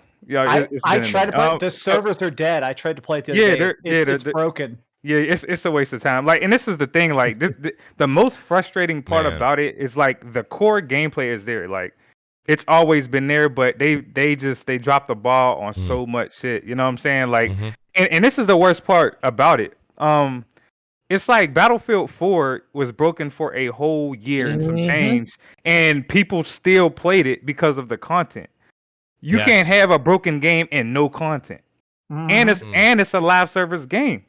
You know what I'm saying? So it's like you just can't do that. And when you drop the ball on all of those fronts, I mean, you dead in the water at that point. So yes, it's gonna be a while before we see another Battlefield. And not necessarily because of the game, but it's because of EA. If another publisher came out and said, we're buying that fucking, we're buying that IP, then, so, people would be interested. Strictly, let me ask you this. Shout out to the Matrix Gamer. He says, I was pissed that it didn't have a story mode. I get Battlefield just for the epic stories. Do you think it not having a story mode was also part of this, like, thorn in its heel? Hell no. Hell no. Listen, I got nothing to do with it. Well, listen, if anybody, hold on. Ain't no way in hell somebody can sit there and say that, because if you even go, I put money, if you go back and look at the percentage of gamers who are beating the campaign, that's why they didn't put in the game, because nobody was playing the shit. So it's that, but I just want to say real quick for y'all, because honestly, I'm less of a Battlefield person, but I think it helps sell something to pretend it's a bigger package. Even if the campaign's 3 hours and it just teaches you how to reload 5 guns, it still makes it be like, check out the epic campaign where you're fighting off global warming with a freaking gun. Right, it's like, that sells copies. Let's be for real here. Now, oh my God, I can't believe this. I can't believe I'm defending Battlefield in this instance. Clip it. This is crazy because I played, like, I literally was looking at achievements the other day, and I was like, yo, I didn't beat Battlefield 4 campaign, and I got over 2,000 hours in that game because of multiplayer. Right. It is, no one cares about multiplayer. Like, okay, some of you guys care. I ain't gonna say nobody cares. Some people do care, but the problem was, nobody give a damn about that. When you went into Battlefield, like the moment I went into Battlefield 2042 and shot my gun, it didn't see hit markers, and I thought the game was telling me that I was bad, and it ended up really being the fact that their hit detection was busted to all heck. I quit the game. You know what? Because I was willing to deal with so much stuff in Battlefield 4. The game was completely broken, but guess what? The core gameplay was there. You just had glitches and stuff, and Levolution wasn't working, and spawns and maps were all over the place. It was just a little bit tedious to play the game, but if you enjoyed it, people still played it consistently. This game, everything's broken. The core fabric of the game is broken. So the people there's no content. There's no content. People are looking at it like, okay, all the stuff for season 1 was supposed to come out soon, and now all of a sudden that's delayed. They're talking about later this year, next year. So what are we waiting for at this point? People like me I was super excited to play Battlefield 2042. I played it consistently for like a month and a half, and then it got to the point where I was like, all the people like me, like Strick, we stopped playing because guess what? There's nothing there for you to play. And then on top of that, why am I going to beat my head against a wall when my gun's supposed to be hitting something and it's not? It's not. And that is the complete broken part of the game right there. For me, I just turned it off after that point. Let me ask that started since the alpha, and they never fixed it. They never fixed it. Let me ask this question. We answered them. How many people do you see talking about Call of Duty Vanguard's campaign? Nobody. Exactly. Nobody. But it's a good point. Look at the sale. Look at the sales of it still, and that was my point. Was that not that it's a good product, but that is something that helps sell a product. Right. And if you look at the sales, even though Call of Duty Vanguard bombed for a Call of Duty, it's still one of the highest selling games. I think it's the top selling game of January is still that crappy ass game. Yeah, but wasn't Black Ops 4 one of the top selling Call of Duties? Sure was. It didn't have a campaign. I guess because the gameplay is always good. Listen. They were not saying good, but me and Mooch had this. Mooch had this argument many times. Yep. It's perceived value, whereas Call of Duty had a zombies mode, a campaign, and multiplayer. Halo had campaign and multiplayer, right? And Battlefield had 4 maps, and that was it. Yep. And there, you know what I'm saying? So it's a perceived value. It doesn't matter what it is. I personally play Call of Duty I buy it. I play the multiplayer, but I play through the campaign first. I'm not the only person that does that. I know a lot of people that actually love the campaigns in Call of Duty. They're very well put together. They're popcorn. I do. Yeah. Yep. I beat all of them. Movie. Yep. They're popcorn movie type of games to play through. They're fun. They don't take too long. There's usually some decent achievements in there. They do a good job with it. When I was very disappointed with Black Ops 4, when they didn't have single player, yes, it was the best selling game, but so was Infinite Warfare to that point as well. And now we start to see like that kind of trails off, but it wasn't as good as the last one. Like everybody's pointing to Modern Warfare 2019 as the big one because it had a really good campaign, and they brought back the modern best feeling Call of Duty in a while too. And so do that again. Like Call of Duty's going to pick back up, and it's going to have an epic campaign, and people like those characters, Ghost and those guys. Like they like those characters, and Soap, and those are. But I just don't characters. And I'm not saying like, okay, there's a difference between like a campaign, like the quality of a campaign, and the fact that if people actually play it. You know what I'm saying? It's like, you may like it, you know what I'm saying, or you may enjoy the campaign, and you and Dreamcast guy, but like when you look at the percentages, it goes down every single Call of Duty. Like people aren't playing the campaign. You know what I'm saying? You know what? Though? I'll tell you something strictly. I think when you see, if there's a 10% completion rate and 30 million people bought the game, that's millions and millions of people that played and beat the campaign. I mean, are you going to really cut them out totally? Like I thought that's why if you look at Titanfall, right? Titanfall 1, amazing game. But what was people's big complaint? There's no campaign. So they put in a beast campaign in part 2 that was phenomenal. But they dropped the ball in the multiplayer. But Titanfall. What year was that? Like it's different now. Like 2014. But I will say, come on, like Battlefield is failing because Battlefield just did not get their shit together for this game and didn't give two shits about. And that's crazy though, Bomber, because if you think about it, they had plenty of time to make this game. This game wasn't rushed. Of course, they're the same as the same position as Battlefield. You think so? Listen, Battlefield failed because DICE isn't what we thought they were. And I'll say Frostbite. Hold on. I got to comment on that. No, I'm not. First of all, hold on. First of all, I'm not defending DICE because DICE is definitely a big reason on that. But there's no way in hell we going to fucking blame DICE like that when EA is the publisher, dog. No. Dice is EA. EA is part of Dice. Literally, this But is EA is the Dice publisher. Dice is the Okay, developer underneath EA. Listen. This is consistent though. Every Battlefield game since Battlefield 4, even Battlefield 1, Battlefield 5, Battlefield 5 not as much as 1. One came out a lot buggy. 5 was a little decent. It was just lacking content for a while. But this is a consistent theme with DICE. I mean, after so much, you can only just look at the developer and be like, "Yo, listen to what you are saying, though." I know. I know. Like I'm not saying DICE isn't a huge part of the blame, but EA is the publisher, bro. Everything EA touches is fucked up. Every single thing. I mean, I agree with a lot of EA stuff has been bad. I mean, as long as they give it to doesn't matter what Respawn, we're it's talking good. about. Yeah, like facts. Like it's EA we talking about. You know what I'm saying? Yeah, like, if you want DICE to give you a great looking game, they gonna do that. They gonna give you the most phenomenal looking game that you can get when it comes to modern and military or in Star Wars, because people forget that they did the Star Wars games too. So it's just. Listen, I agree with you, Strick. I do. I know this is a lot of EA, but it's like at a certain point, it's just like we can't. Okay, it's just like with Halo. We blame 343. I can't blame 343 all the time. I have people blame 343 for everything, but I gotta blame Microsoft. Microsoft's the reason this game came out this year. I gotta blame them. I can't put it all, just like I can't give it all to EA. I can't give it all. So I gotta give it to DICE. This is how I look at it. That's a good point, Forte. Let me say this.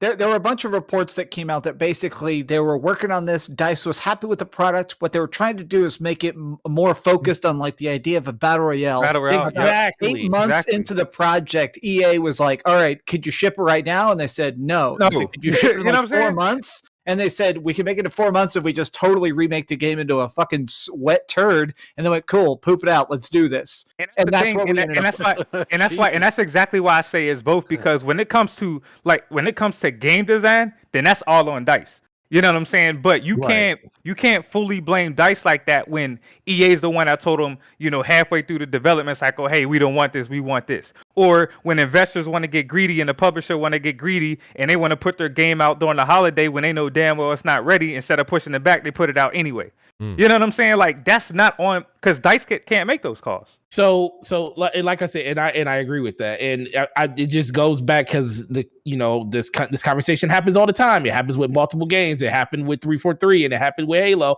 And the first thing we did was jump down 343 throat about them releasing a broken game and all the stuff not being there. But the first thing I told on BRAP, I said it on DPS, I say it everywhere. 343 is at fault for that, but Microsoft is more at fault because what did they do? They came out with a release date and said this game is coming out this year. Once your publisher comes out and says when something is coming, especially after they delayed it for a year, what do you think that studio has to do? They have to buckle down and ship that product. And if that's the case, because I didn't know about EA coming out and saying that, and that's what they wanted to do, then yes, I still blame EA just as much as I blame DICE. But they're culpable all the way around, and I just can't get over the fact that DICE has not given us a great Battlefield game from start to finish for over a decade at this point. It's always something with them. And Strick, you know what? Honestly, you know this. We've talked about this in the past too. I'm not a big Battlefield fan, so I'm not going to go ahead and speak from the heart on this because it's not. Mine is completely top level and just looking at news articles, right? So just going by what Forte is saying, that's the one thing with me with DICE. Like when I saw Battlefield 2042 coming out, I already started off on the wrong side. I was already like, this game ain't going to be good. They're only promising 7 maps. And this is no hate towards anyone that loves the game. I just have been let down so many times since Battlefield 4. I was like, you know what? I'm good. And you know what? Let the game come out and prove me wrong. And they didn't do that. And I got to say, I got to tip my cap to Strictly because you played that game. Listen, you might not have touched it in a month, but you put serious time into that game. I got 500 hours in that. The funny thing. Nobody can really talk better about it than you. Well, this is the funny thing, Strick, and I'm gonna let you go because I respect your opinion because we're Battlefield people. We rock together. But I'm just gonna ask you this, and you probably did this just like I did. Right. We all loved what we saw from Battlefield 2042. We loved it. We were like, "Yo, can't wait for this to come out." But I know a piece of you was like, as long as it's better than Battlefield 4, I'm good. Nah, as long as it plays, as long as it doesn't have the issues Battlefield 4 had at launch, I'm good. So no, okay. One of the I'm very transparent with this. I am a new Battlefield player, and I told this to Mooch on the before it even came out, because I didn't play Battlefield 4 and 5 and all that until last year. Like, I was not a Battlefield person. So I went back and played it, you know what I'm saying? And I was like, oh, like, you know what I'm saying? I really like the atmosphere and shit like that. You played it when it was fixed. Yeah, so it's going to be a little bit of a different opinion from me, because it's a new player talking, to players that, like, been playing for a long time. And that's why I was just like, well, you know what I'm saying? I kind of look at it a little bit differently, even though I've still seen it from their perspective. Right. You know what I'm saying? I just had a difference in opinion. But it turns out like they were right. You know what I'm saying? And the problem is the core gameplay was still there, but they really missed out on, obviously, like I said, the content. But a lot of it's the atmosphere, bro. Like, gamers like to feel immersed in games. Yeah. That's a big part of it. And it wasn't like, I like the dark, gritty shit.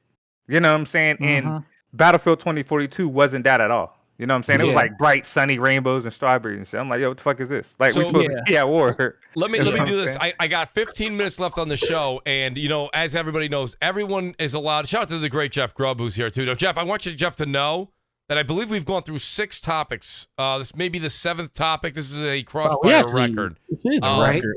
Thank you so much, everybody. Thanks for being here. I wish we could play something like that Oscar music in the background as I was saying that.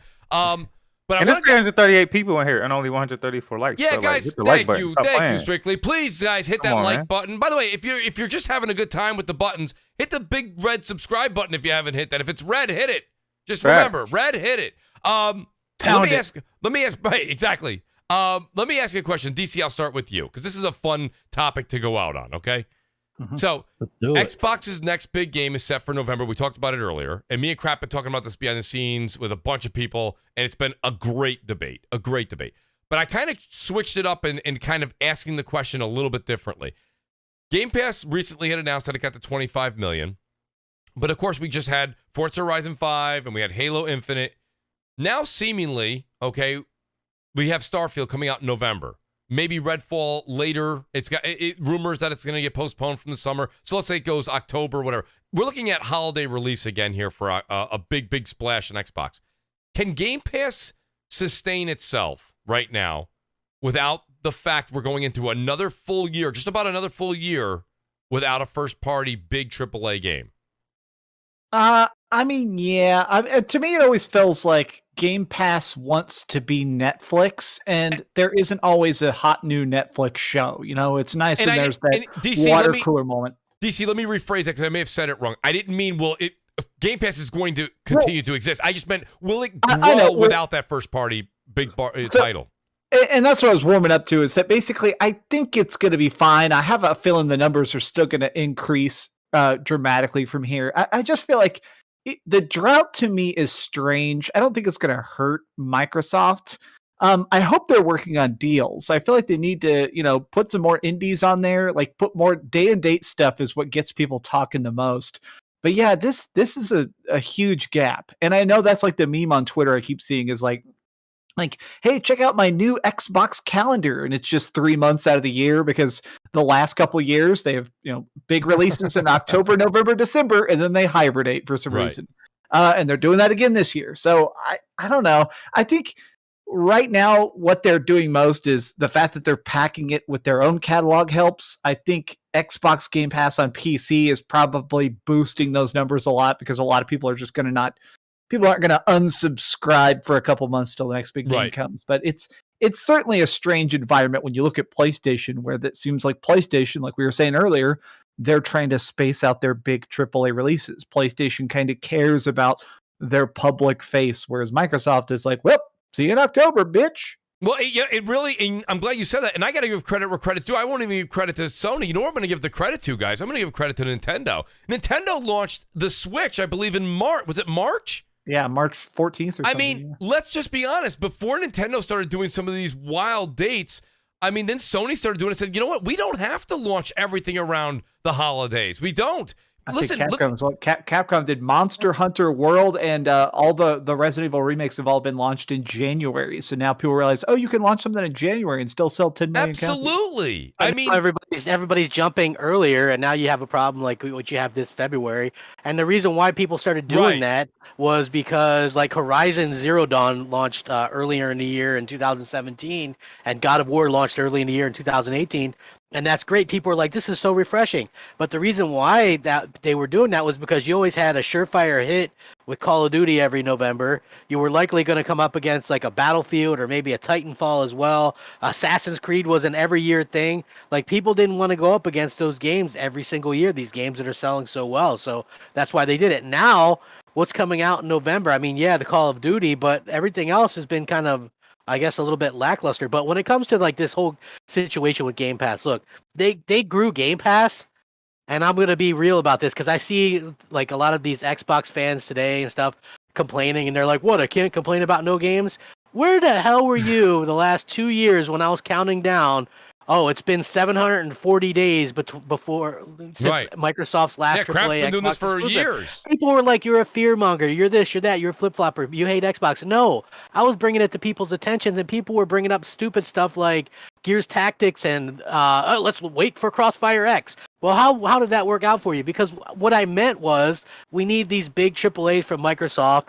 Their first party, they need to step up. They need to get these things out, give us some updates on this stuff. That's what I think a lot of people are upset about right now is they don't really we have no gameplay to go on for any of the stuff they've announced, right? That's a problem. But as far as like Game Pass, it's going to continue to do well. They've got, the MLB The Show. They just released that Extraction game. They did Back for Blood. They'll continue to do stuff like that. Those are all really bad crap, though. But guess what? That's new stuff in there. Right? It's new, but that's what I was just saying to a gentleman in the chat. They're like, Mooch, you don't have to understand. After 2022, the drought will be over. What I always say to crap, too, when we talk behind the scenes, and I'll say it on the air, it's not just throwing stuff in there. It also has to be good. I mean, I don't care if you keep putting a new release in there. Like, if it's not good or it's a buggy mess or it's just something that nobody wants to play, yes, it's in there and it's adding to the collection. Good for the notch on your belt. But I mean, it's two parts, new and good.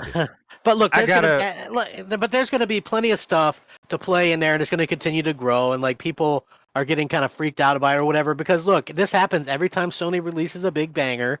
Everybody's like, "Oh my gosh," you know what I'm saying? Like that's what happens. And it happens on both sides because Sony. Yeah, but they're good. Crap. But hold on, Sony released Ratchet and Clank and whatever that other one was, that Returnal. And then nothing for the rest of the year, right? And then they started to complain when Halo and Forza came out. It goes back and forth. So it's so ridiculous. Hey, hold on. That's a lie. That's a lie. How's that a lie? Because they released Kn1ght. That's true. But that's not even an Xbox game. I mean, that's not a PlayStation first party or a big AAA. I mean, if we were gonna bend rules like that, we could say that the biggest expansion of all time for an MMO, Endwalker, came out for Final Fantasy 14, and that's only on PlayStation. But we can't really count that. Why can't we? I mean, it's not AAA. But what I'm saying is they're releasing games consistently, and then like this is why this is my thing, and I'm gonna be like brutally honest, and this is like no fanboy shit. I hate Game Pass. I hate it because people are disrespecting my fucking hobby.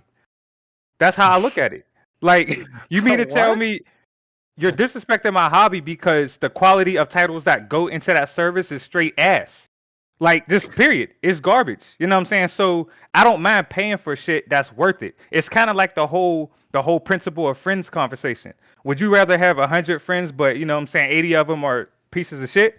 Or would you rather have 10 solid ass fucking friends? What games exactly were garbage that were in there? I'm just kind of curious. In Game Pass, Microsoft has released themselves like from their first party recently. That's he's saying Game Pass as a whole. He's not saying Microsoft Studios. Yeah, this Game Pass as a whole is bad. They put a lot of good games in there. What good game? Because the whole first year of its launch, people think it was like 6 fucking flight simulators. Listen, you're saying it is a bad game. It's not my game, but it's like a 90-some rated game, right? Like Psychonauts 2, not my type of game, but it's a very highly rated game. No. We're not doing that. I'm not going off of no Metacritic score. Quality ain't subjective. Period. Like, so when we look at the quality that PlayStation puts out, there was not a goddamn thing that Xbox putting out to be like, oh, You don't I think need Forza PlayStation to make Horizon some 5 is quality? We got GT7 coming in fucking March.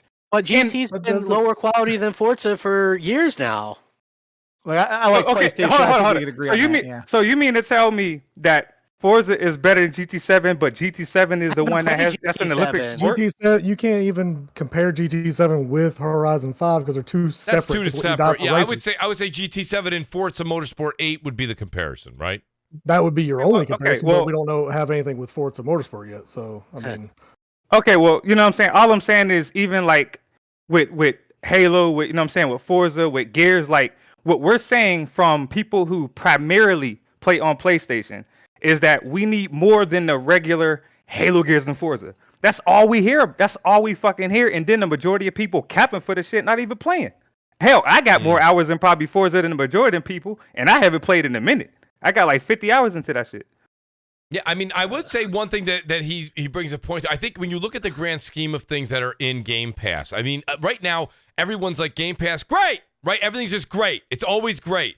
But then when you stop and you look at the completion rates, I mean, and crap, you made a good point to use your numeric. You did the same thing just a moment ago with Call of Duty. You could use it with Halo like you have in the past. But to have a 10% completion rate or lower right now on Halo, and it's been in there for everyone to go play and use, it's low. And I know you're not going to, you don't want to use the Steam, you don't want to use the Steam charts, but Steam numbers have dropped dramatically. They've gone from like 250,000 to like 11,000. It's But if you look at but the thing is with Halo, everybody was trying to, and I'm not the biggest Halo fan. I No, like you're the not. I campaigns, understand. but Yeah, I it's understand. but it's like people. Halo is a game that's built on console for 20 years, and then they're surprised that people on PC aren't playing it. Like, how is this a shock to anyone? Like, I'm just honestly surprised. Well, wasn't it the There's one thing that PC we crowd just- begging? They were the ones, we want it really Sure. bad.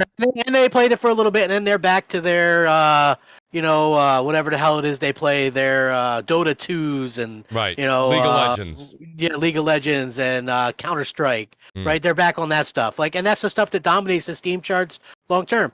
Halo is still top 5, top 6 on Xbox.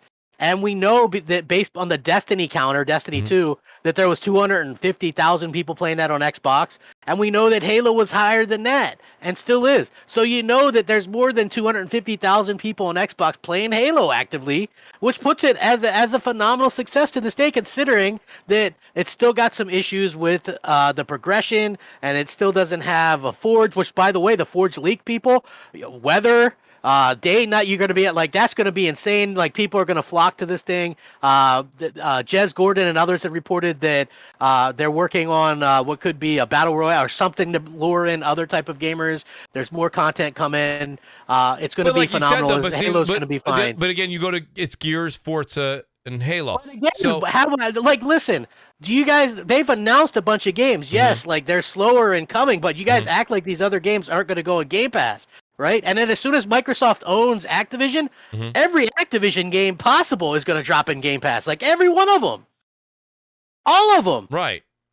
Like, Yeah, all but the Call of they're, Duty, but they're all all of them. but they're all available Oh. on PlayStation too. Yeah, they're all they're You can get like one for a buck or whatever it is. bro, Come mofos on. will be like Yeah, you're right, mofos will be like, oh, we're playing Psychonauts 2. Or if I wanted to, I can play 2 on my fucking PlayStation. You can, Like, but I'm saying, like, look, Microsoft is doing it differently, and they're both being successful. I don't understand why so many people are so diversive on this, right? It's like, well, I'm only going to play. Like, listen, if you want to buy your games, you can. If you want Right. to play them in a service, you can. Microsoft needed to make a change for it to work for them as a software company, as a services company. Game Pass is in the green. So Game Pass is making profit.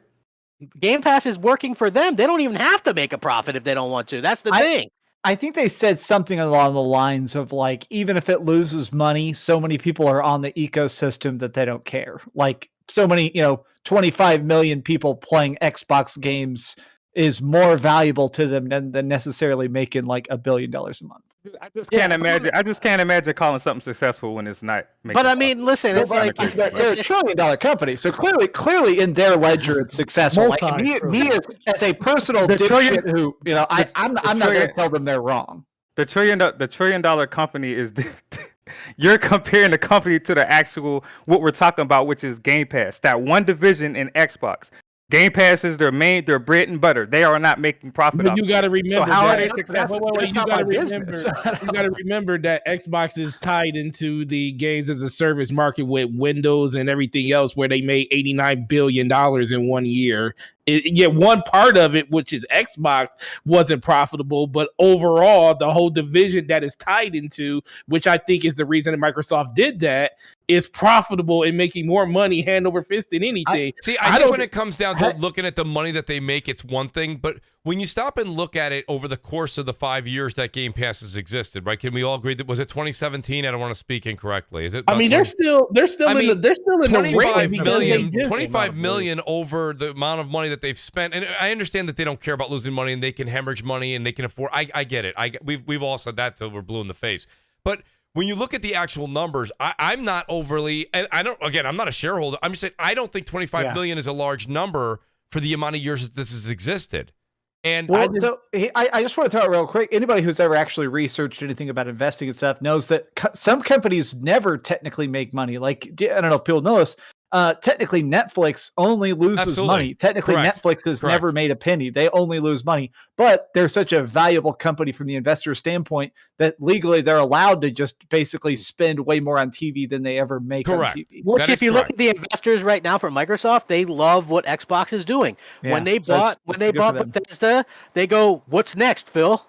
Who's next?" This is what their investors are saying. They can drop 70 billion and it doesn't matter, right? Listen, Minecraft helped them make a ton of money and make Xbox more successful than it ever was before. Like Call of Duty is going to continue to do that. Overwatch, all these big games, Diablo 4, whatever. These games are all in Game Pass day one. People act like Fable hasn't been announced, Avowed hasn't been announced, Elder Scrolls hasn't been announced, Indiana Jones hasn't been announced. The Wolfenstein coming out. When are them shits coming out? Cool. I'm glad Spider-Man's going to be great. I'm excited for it. When are those games coming out? And that's where you and I are on the exact same page. Is that definitely Microsoft's biggest issue is being like, check out this fucking trailer for something that has no release window. Yeah, like bro, Mofo's been to saying, show the game. That's where the excitement drops. Yeah, Mofo's been waiting for like ever.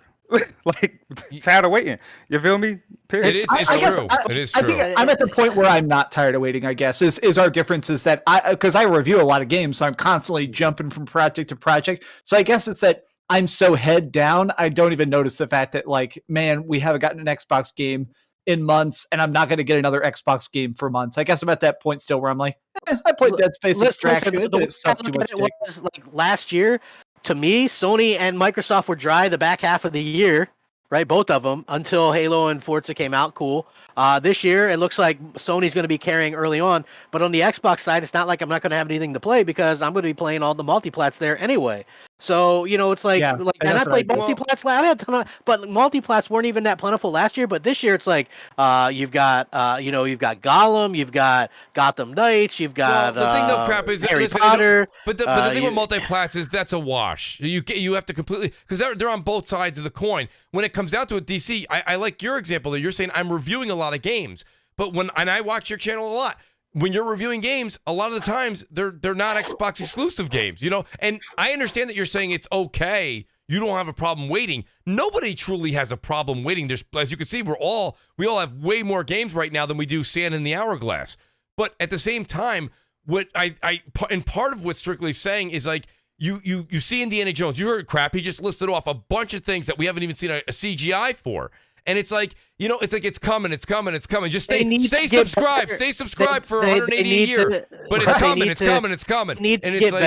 They need to get better at being able to relay this sort of how the Nintendo Direct. They used to do that, but the not being able to do crowds and not being able to get people together. But we don't know if put a hamper on that. We don't know if Avowed's going to be any good. The Outer Worlds. I know a lot of people on Twitter liked it. I understand that. I really do. I don't care about Outer Worlds. There's nothing like Outer Worlds. Outer Worlds 2 is one of the games on the list, and I got news for you. But that's not a game that I'm looking forward to. But I'm just saying, like Avowed, they're saying it's Skyrim 2 or whatever. But I mean, but that doesn't. You can't.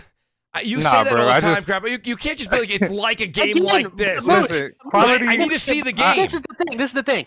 The guy right here, right, and you're like Wolverine's going to be. Well, what the hell is that game going to be? Wait, bro, are you fucking kidding me? Spider-Man with more punching. Yeah, Spider-Man with claws. Hey, hold on. Mooch, What? Ain't no way you serious when you said what the hell does Wolverine look like? Tell me the last. What's it gonna be? But Tell me the the- thing is that you can take Wolverine. You've played Wolverine games before, right? What's Avowed? A Mooch, it's not even that. It's not even that. let's Look say at the it's Skyrim look at times the quality. 10. Look at the quality Insomniac put out. They put out Spider-Man PS4, a remastered version of it for PS5, Ratchet and Clank, and they put out Miles Morales. But the thing is, do you not understand, Mooch, that you keep going, how do we know it's going to be any good? But how do we know any, like, you know what I'm saying? Because the track record. The But pedigree that's- there, the track pedigree record- under, hold on. The track record for Obsidian isn't good. it's okay. It's okay. It's not. It's The not track great. record for the track record for Bro. Bethesda, who did Skyrim and Fallout 4, isn't good. That is good. Bro. So how? Yeah, But you Fallout also 76, you brother, also hell yeah. keep going. You also keep going. Is Starfield going to be good? How do we know? Like we it's going to don't be know. good. It's going to be good. The last It's time, going but to be good. yeah, okay. Crap, when I ho- ask you that's when I wishful ask you thinking, about bro. when I ask you about Starfield, you go right back to Skyrim. Skyrim's older than Sin. It doesn't matter. That's my one of That's my a favorite long time RPGs. to- but you're saying but you said how because can we they're say comparing it to Insomniac's that. good? Insomniac just put 2 games out a No, year I'm ago. not doubting that that's going to be good. You're misunderstanding. I'm saying we don't know anything about it. Is it open world? Is it this? Is it that? Like, what is it what going I'm to be? Is it saying going to to you be is linear, that's more fine, linear? but what's good for the goose is good for the gander. If you're going to go ahead and say those things about Insomniac, which by the way you could say. You could say that, but then you can't turn around and be like, "Well, they made Skyrim." I mean, Skyrim came out a long time ago, Yeah, and it's a one lot of the those people few aren't there games where, anymore. like I People, said, you know, like, move from studio to studio. I get it, but when they're saying, but Todd Howard and those guys are there, and when they're saying this is space Skyrim, you know, but you're playing more as like a Han Solo type character, heavy on the exploration, and 10 times as big. Like you can get excited. I think it's okay to get You excited. can get excited about it, sure. Absolutely. I don't want to take your excitement away from you, crap. But you also can't say that it's going to be a. You mentioned earlier tonight it's going to be a game of the year contender. It's going to be a contender for Yo, sure. How do you Hey, know he, that? That's he wild. wildin', man. That's You wild. ain't, Wild. you ain't even see It Starfield is. yet. You're talking about it's going to be good, but we've Listen, seen the track record for Insomniac. Man, get the hell out of here. He Listen, wildin'. I never said that Insomniac wasn't going to be good, or that I said we don't know what it is, and that's what Mooch is saying about Starfield, right? He's saying we don't know what it is. Although I sent him a I was big saying list for of Avowed, stuff. but yeah, Starfield too. I Yeah. sent him a big list of Starfield stuff that the developers have actually said and commented about the game. And people like keep ignoring it because we haven't seen quote unquote Well- gameplay, and I get that. But it's like, you have to understand where they're coming from. Like these Right. studios that put out quality. Like, do you doubt the next Doom is going to be good? No, see, but that's the problem right there. You're saying quality. Quality is not subjective, bro. The quality they've been putting out is ass, period. You know the reason why Who's we ass? already know Naughty Dog is working on like 3 different projects. You feel me? And people are Yeah, excited about it. Last of Us We haven't remake seen for some reason? but it's Naughty Dog. Track record. That's why people are excited Okay. because they don't miss. But guess what? Bethesda do. They miss. What has Bethesda Studios missed with? Fallout 76. But that wasn't the same Bethesda Studios. my that God, built that, though. I Well, mean, Oh my god. I would say I half agree with every point that Strictly's making. I understand what I- you're saying. I I disagree just because disagree. I think the part I disagree with is just the fact that I'm still. I think I'm just more hopeful. I think I'm just not as pessimistic. I will agree that the schedule's too spaced out. A lot of the stuff is fucking logo JPEGs that we're trying to be excited about. But I think I'm Right. still more I've hopeful said- about what they could be. I've said that yes, that's the main thing that they have to get out there and talk to people and show people what's coming a lot better than they have, and I totally agree with that. I think that that's one of the things that Microsoft has to very much key on in the future. Is you can't just leave everybody in the dark for 6 months in the year. It's just, that's not how these things work these days, especially when people see successful events like the Nintendo Directs and stuff like that. They, So they I need think to do, you have to do. I think I like what PlayStation's been doing. The state of plays. I like the state of plays that are focused on one game each. I think that's genius. Honestly, I didn't even care about Gran Turismo, and then I see 20 minutes of the developers talking about And it ray kind of tracing makes water. you hit the buy button. Yeah, Yeah. suddenly Yeah. I'm like, man, maybe I got to pre-order that, And so I think that I wish that we would get a state of play style thing for Starfield right now. Like Yes, the images they're tweeting out are please. cool, but like I want to see someone sit Come down on, and like, here's let's- 20 minutes of it. That's what I'm saying. At this point, and I don't care what their reputation is, crap. We live in a different time right now. We just said where Microsoft's going with Game Pass is an exploration point of gaming we've never seen before. Then drop all the old stuff. Show the game. If the game's coming out in November, show the damn game.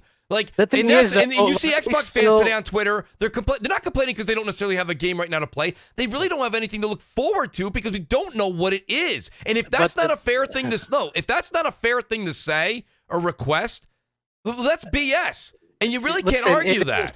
To sit there and go, well, for a company, I see what Microsoft, what they're trying to do. They look forward to having a big blowout where everybody's wowed at one time. If they show it now, doesn't that kind of deter what they're trying to do towards E3 time? I mean, well, crap, I want to go. Let me go back one step further. I'll make it even more comfortable for you. I agree with what you're saying. You're saying if they do it now, what's the good of E3, right? Yeah. What I'm saying, but even Jeff Grubb, he goes, E3 is only 4 months away. Jeff, that's fine. What I'm saying is they should have showed anything last year. Anything besides what they did. And I'll give you know what I mean? Like analogies. When I was a kid, my older brother was a couple years older, used to always rummage through my parents' closet for Christmas presents. So we'd always end up getting our Christmas presents early. Then Christmas comes and you're disappointed because you didn't have anything on the tree. No, and I get that. So for this year, fine.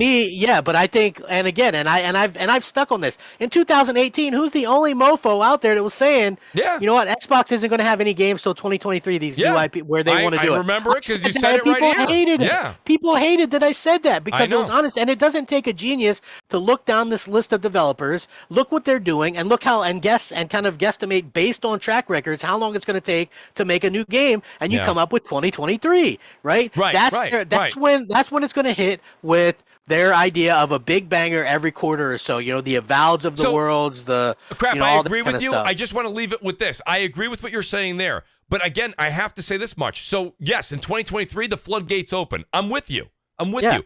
The one thing we don't know yet is we don't know if the games are going to be not just good because I think so, but good even for you or good for anybody. Look what they're doing, right? This isn't Xbox. Like, everybody's trying to compare it to Xbox of old. Well, wait, they're just letting this stuff cook.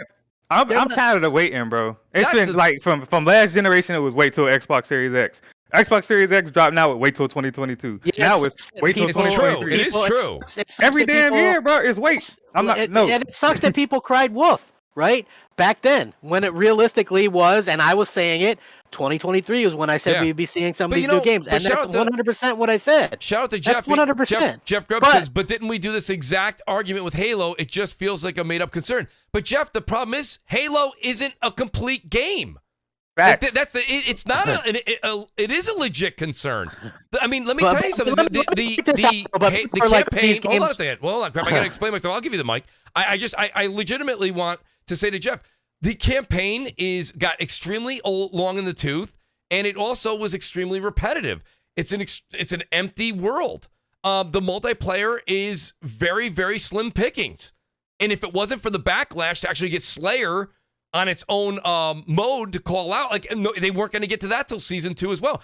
So my point to Jeff is, no, it's not an invalid concern. It's not made up. It's a valid concern. Halo dropped at like 25% complete. Now, what they gave us, ready, let me say it again. The 25% that they gave us was polished. It was good, but it wasn't the full game. And remember, everyone's got short-term memory. This game was supposed to come out a year before it did. What was that going to be? And we had the executives at Xbox saying it was ready to go. It was on the back of every box we all got on our Xbox Series X. So again, I say to Jeff, it is not a false concern. You got to also remember, though, that this is the first Halo that they're doing this idea that it's a platform and it's a 10-year game and they're going to add to it every single year. Like I said, I love the safety nets. I love the safety nets. I love it. Listen, that's their own words. I mean, this is a different Halo than they've ever done. Whether you like that or not, I guess that comes down to the individual. Says, what does that have to do with seeing the game before it's out? Jeff, when we saw Halo Infinite in the state it was going to be before November 2020, when it was going to come out, there was a tremendous amount of backlash. So seeing the game is very important.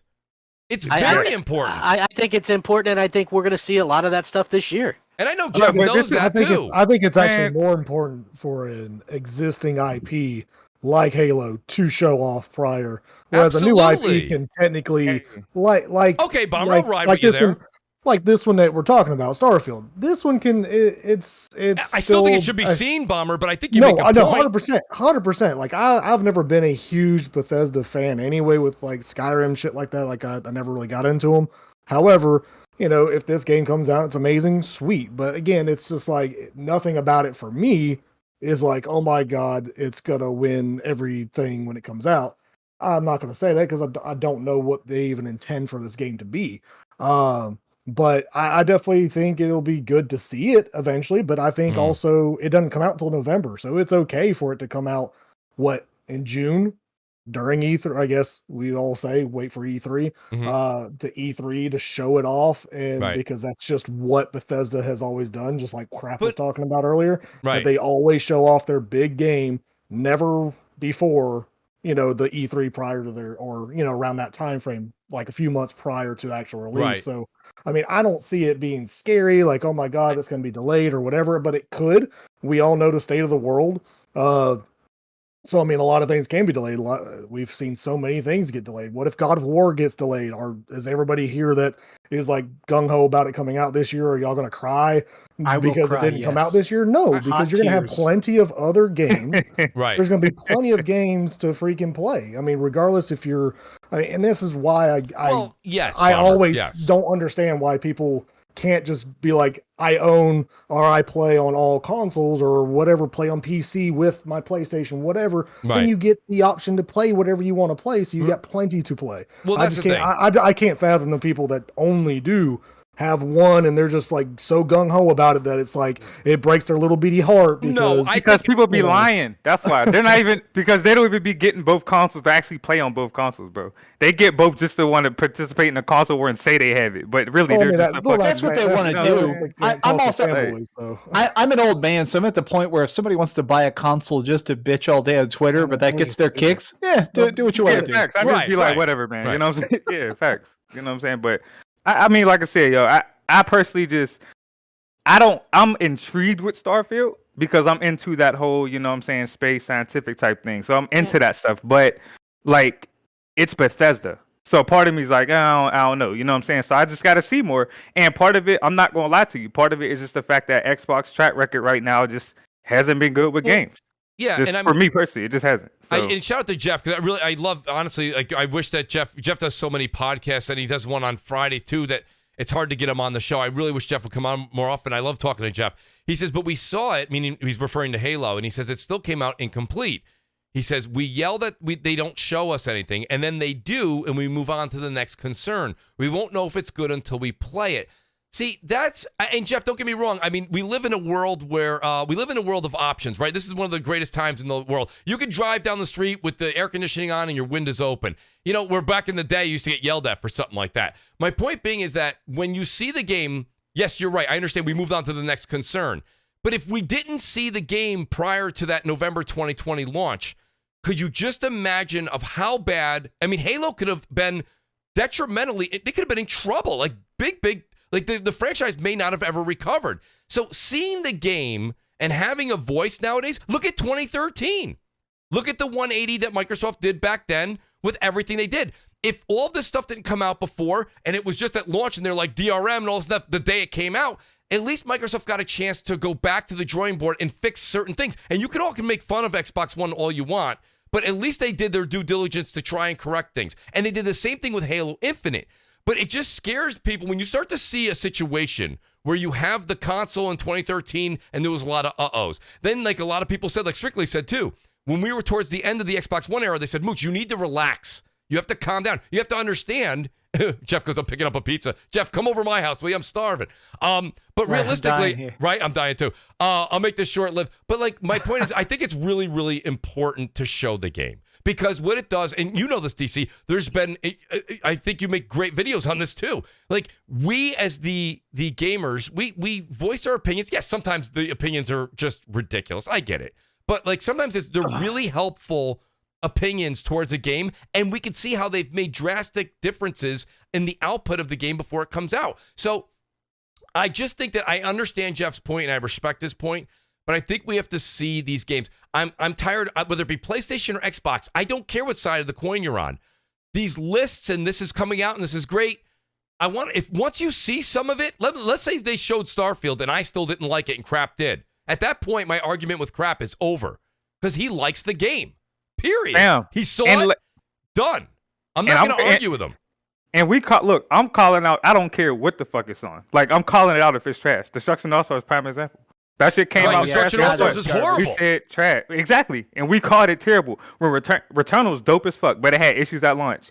I was one of the first people that was like, yo, they're having a lot of issues, you know what I'm saying, with glitches, and it's really hindering my experience with the game because, you know, with this type of game, you can't really have those issues. So I'm going to call that shit out. You know what I'm saying? I'm just saying, like, I just want, there's a level of quality that I expect personally. Right. And Xbox right now isn't meeting that. And I think a lot of that, and I know this is just a echo chamber type thing, but it just feels like it's Game Pass, bro. Because I just feel like with the games that they're trying to make, they just like can't really afford to put that on the Game Pass model. You know what I'm saying? In my opinion. So, and that's just how I look at it. And I don't know if it's a monetary thing strictly as much as it's a schedule thing. It's a schedule thing. Yeah. In order for Game Pass to sustain and do what it's supposed to do, games have to come out. Like Crap said, the floodgates have to open in 2023, and the games have to come out. Crap, we've talked about this a number of times. Some major AAA games took 4 to 5 years to be made.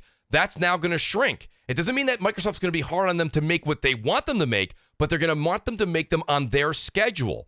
And that's what makes Netflix so great, is whether you know a new shows are coming. Every week there's like 20 new shows. Some of them are putrid.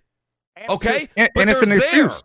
And it's an excuse. And that's what Microsoft needs their first party to start doing. So even when you take a decorated developer and you say, listen, you used to take 4 or 5 years, you got to squeeze that down to 2 or 3. That I don't think does they're telling them that, though. I do. I think that's the importance of Game Pass, right? You have to have content. Well, that's why you got so many. That's why they're not done buying. So many, but you know. I mean, that's why they're not done buying. I mean, every year they're going to have all those Activision games they're going to keep making are going to be on PlayStation 2. So that's not part of what going to be included. Point is. I mean, but the selling point to people is going to be, well, you can spend $70 Bethesda, to get yes, that. I agree with you. You know. I mean, not just that stuff, but I mean, like the Call of Duty every year, right? That's going to be huge because a lot of people who were Call of Duty fans on the Xbox 360 migrated over. I could see a lot of people migrating back to be able to play those games, you know, for a small fee or whatever. And again, it's like I get it because Microsoft does need to show and better kind of showcase the games, but like, I don't have any doubt that id Software is going to deliver on the next Doom or that, you know what I'm saying? Like, that stuff doesn't. I mean, just like I don't have a doubt that Naughty Dog. Crap, you weren't necessarily. But you weren't necessarily. My point, and you're a good example. You're actually an outstanding example. I agree with what you just said. I have no doubt that it's going to make a great Doom. But when I said to you, hey, Doom Eternal's coming out, and I'm paraphrasing, and you may I'm not a Doom guy. Right, but that's why. So it could make another 8 Dooms perfect. But I'm not the only guy. Like, I get that, right? Like, this is what I learned. Eternal didn't do good. It didn't do well in sales. But this is what I've learned. And neither though, did the Evil Within 2. They didn't do well. The last Wolfenstein didn't do well. I understand, but listen to what Microsoft is doing with Game Pass and why. And I'm not like people go, oh, now you love Game Pass. No, I rarely use it. But I'm just going by Microsoft's own words on why they think this stuff is successful. And you just look at what Tim Schafer did with his interviews. Right? When he talked about Psychonauts 2. Yeah. The amount of people that played Psychonauts 2 compared to 1 was like way far ahead. Tenfold higher. It was tenfold higher, right? That makes sense. That game, had it not been in Game Pass, would have sold like crap because it's a niche title, right? And it was like, and it's not my type of game. But what I've come to realize over the years is that not every game has to be a game for me. Not every game is a game for me. There's other types of gamers out there than me. So those people have to be kind of catered to as well. And that's where I kind of understand this. Look, I don't like arcane games. I didn't like Prey. I didn't like Dishonored 1 or 2. Deathloop isn't my bag, but that game was quality. People loved it. It was in the conversation. It scored high. Mm-hmm. Like that team is going to continue to deliver quality stuff like that. Is it for me? I don't know. But they're going to continue to deliver high quality content for somebody. Like, I didn't like Returnal. But like the people like that, it's a quality thing for people that like that, right? I don't give a damn about Elden Ring or any of those From Software games. I think they're junk. But people like those things, and they're high quality for the people that enjoy that stuff, right? You're definitely getting some death threats after this. Listen, right I here. think those games are some of the most overrated. Those things are the most overrated things I've ever seen in my life.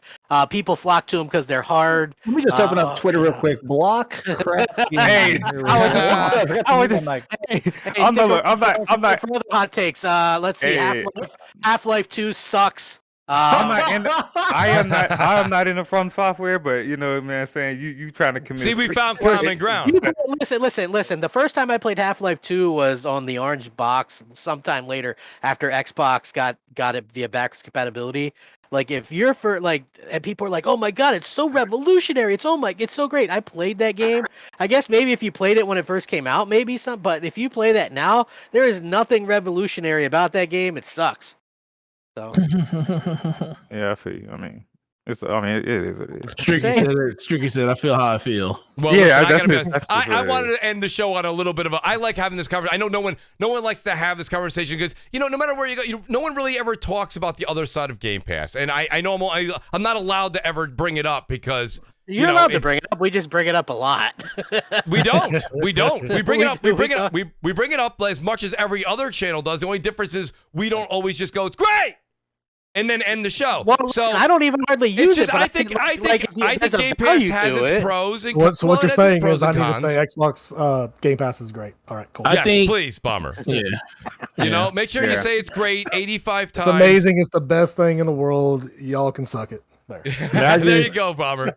Gotta get that quota in. That's right. So I mean, it is. Like I say, it's not that crap. The thing is, everybody talks about Game Pass. Everybody. IGN. I don't care where you go. Every podcast brings it up, but not many. Some do. Not many actually say, "Hey, what's actually going on with Game Pass?" Like, and you don't see Nintendo making a Game Pass, and Sony's Spartacus. Everyone keeps calling it the game. It's got nothing. It's just PS Plus and PSN merged with 3 different pay styles. It's not Game Pass. At a certain point, though, I just think it's the fact that it's only one company that feasibly can do this. No, right, exactly. And that doesn't because they can Forte doesn't mean it's the greatest thing. No, it doesn't mean it's the greatest thing. But the reason people talk about it a lot is because it's something that we never thought would happen. Like the fact that you can get this many games at your tip of your fingertips that you can download directly to your system for a low monthly rate, something no one ever thought would ever happen. But it's only one company, maybe 2 if other companies decide to get into this ecosystem and do something like that.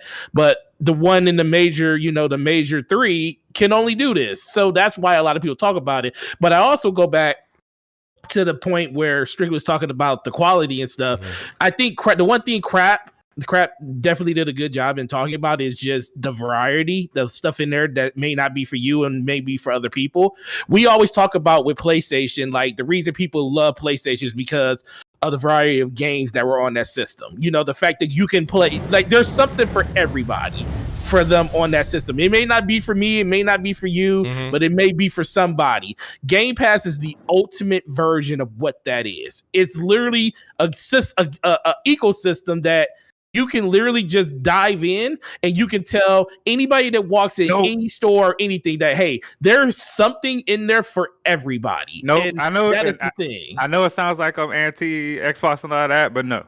Sorry. Because Demon's Souls isn't my type of game, but I can recognize the quality title that it is. Okay, but you also put 50 hours into Forza and that is a quality game. It is. But you did it. But that's a game for you. See, but that's what I'm saying. The first games I bring up is Halo, Gears, and Forza. My prime example right there, bro. Give me. You are what strictly? Come on, Game Pass came out. When did Game Pass start? 2017.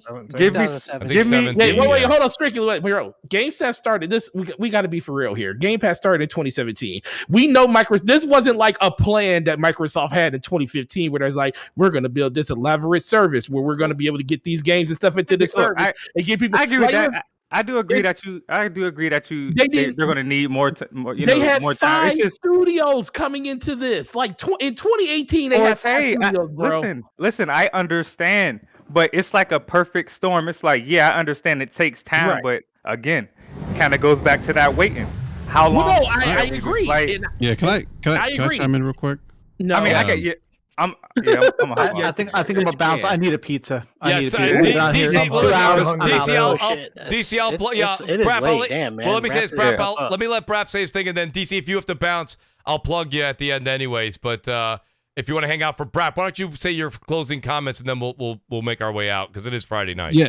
No, I fortunately had to step away because the kids were acting a little crazy and had to go help in that regard. But I did catch the Game Pass conversation, and it's interesting. Like it's okay to have dialogue around Game Pass, maybe not necessarily being all sunshine and roses because, there are rumblings in the industry. There are mid-sized developers, small developers that are concerned about Game Pass, the ramifications of a Game Pass, consolidation of the industry by a multi-trillion-dollar corporation. I mean, those are real concerns that people that are working in the industry and conversations that they're having behind the scenes that we're not privy to. I know Colin Moriarty's talked a lot about this. He's actually, people know as a content creator, but he actually owns a development studio, makes small indie games. He's actually in conversation with Microsoft, exploring the opportunity to maybe have their game on Game Pass. He wants to get a better understanding of what the data looks like, how successful, them putting their game could be for their studio in Game Pass. I mean,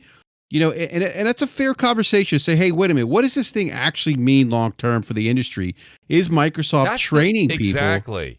Like, is Microsoft? Is this going to have effects down the road? There's a lot of articles out from other small developers, not Tim Schafer, that are saying other things, opposite. Yeah. And that's the thing. It falls on ears that no one wants to listen to because whenever you say this, you're like, well, come on, it's great. And then I hear what you're saying, but it's like you say, like people say, we'll bring that up. But like, I understand what you're saying because I've read the article. But the concern was with all the big games, is that going to overshadow the smaller games? Right. But you have to remember the whole idea is a big game. Or is it hard for them to get in? If Microsoft becomes the big they want to be, it's hard to get in. There's smaller developers that are concerned with the long-term ramifications of, like some studios really do really count on game sales. So, the concern is Microsoft training people, and these are people that that work in the industry that are like, okay, is Microsoft training the consumer to purchase content in a much different way that could have a negative negative implications to these studios that really thrive off dollar sales, and so if they're kept out of the Game Pass service because maybe they don't fit a certain type of game that maybe works in that service that Microsoft wants to have with that service because it keeps engagement, those are things that people are talking about behind the scenes. So it's interesting, and I see Jeff Gar brought up Steam. I mean that's an issue. I mean, Steam had 12,000 games released last year. The difference though is that Steam isn't teaching people not to buy games. Steam is not doing that. Microsoft could potentially be training people how to consume content in a much different way. It's fair to bring up, what does that mean long term for the industry? What does that mean for studios? It can affect quality. It can affect a bunch of different scenarios. This is a very new thing.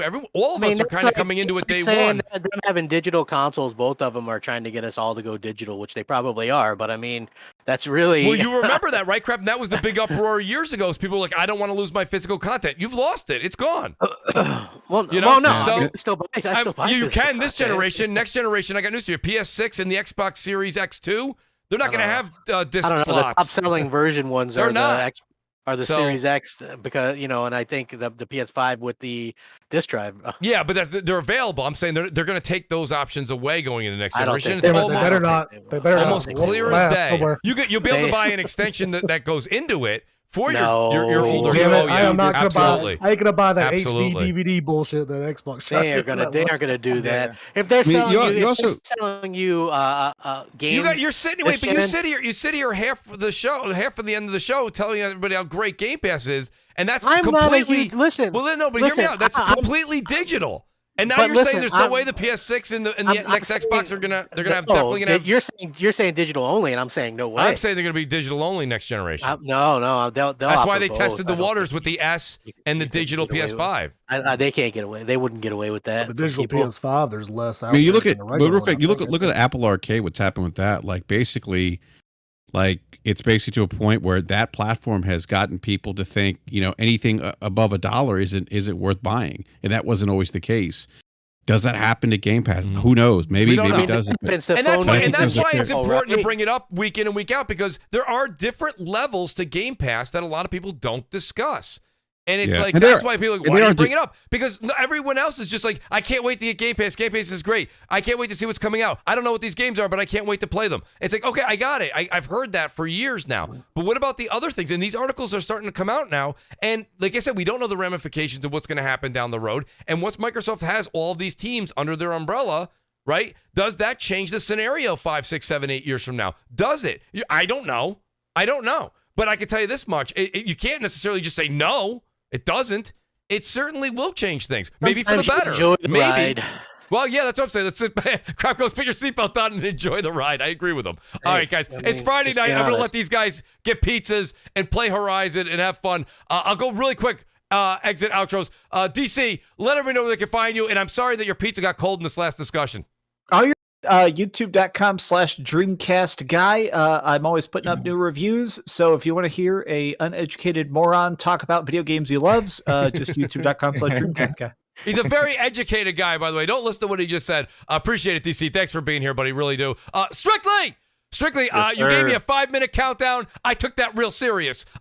Strictly, let everybody know what it. Yeah, that's not a problem, man. I went late. Listen, thanks for being here tonight on a release night. I know it's a big deal for you to play the game, and I kind of took everyone on the panel away. Strictly, let people know where they can find you, and I can't wait till you get back on the show again, man. Yes, sir, man. Y'all can find me on Twitter, man, at STLCTY03. Appreciate you having me on as always, man. Real dope panel. I mean, we disagree and agree, but it all seem like dope people, man. So I appreciate everyone for sure, man. Happy Friday and play your games. Thank you. And I'm going to get to these last couple super chats when it's just me at the end, because if guys have to bounce, I'm going to let these guys bounce. I do see your super chats. I won't let them go unread. I got HR Bomber also, dude, honestly. So last week you were here for half the show, and what I decided to do was keep you an extra hour this week, so that way it all evens out. You see, I'm a Mooch, so I just right. So Bomber, thanks for being here, buddy. I'm sorry I kept you from the family an extra hour away, but let people know where they can find you. And as always, Bomber, it is outstanding when you're on the show. No, I appreciate it. Absolutely. I was excited when you sent me the message. So definitely privileged. But you can find me every Wednesday night, Gaming Beyond the Box at 8 Eastern. I can't stand the Eastern since I'm Central, so that throws me off. But every Wednesday night, me, Fort, Leo, Wilmy, whole gang there just have a shit talk a lot, pretty much. I mean, it ain't this whole list of, we got hit everything. No, we just go after it. So, but no, other than that, find me on Twitter at HRBomber1414 and see all my wonderful, amazing screenshots of Horizon. Outstanding screenshots. Like 2 weeks. But it's funny because Bomber says that, and shout out to Strictly who said the same thing earlier. It's why we call it Crossfire. I would have called it Kumbaya, and everybody would have got a candle before the show in the pregame lobby. We don't do that here. Thank you, Bomber. I appreciate that. And then I got my buddy here, Forte. Forte, outstanding input, buddy, coming from you tonight as usual. Love it when you're on the show. I know you work a lot of Friday nights, but I appreciate you being here tonight, buddy. Let people know where they can find you, and as always, thanks for having your ear to the ground for us.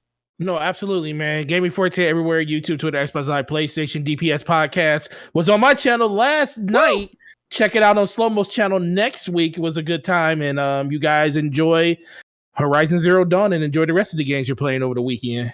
Absolutely, Forte. Thank you. And then BRAP, who did a disappearing act and back, which is great. The BRAP, you can never count the BRAP out.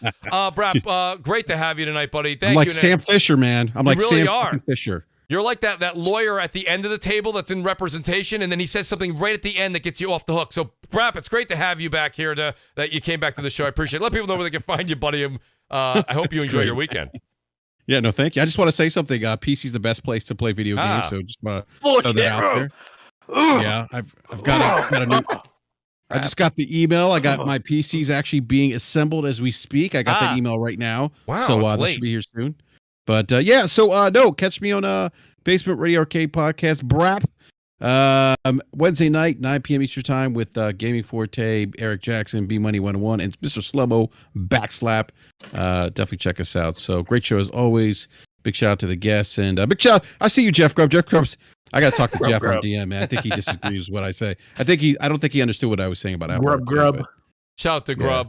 Big shout out to Grubb, though. And then last but certainly not least, the man himself made a great case tonight. I love having conversations with him. One of the most fun guys to talk to in gaming. The great Crap Gamer. Crap.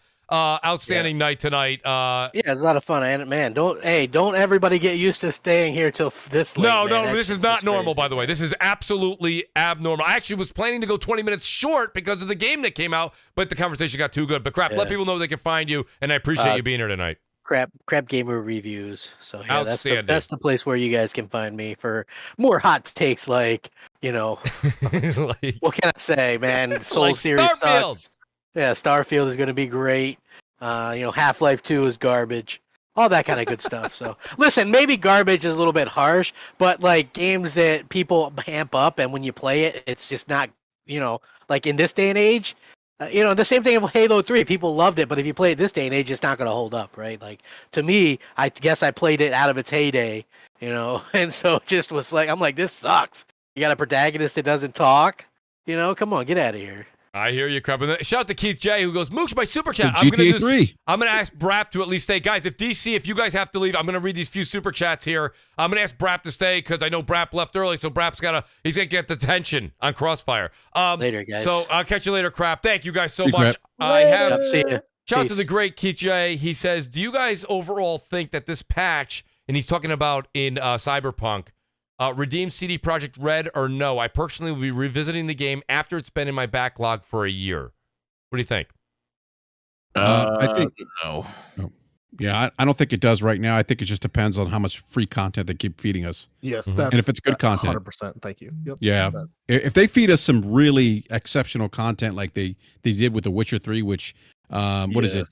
Blood of Wine. I forget the other one. And shit. I just had it. What was the other one? Blood of Wine.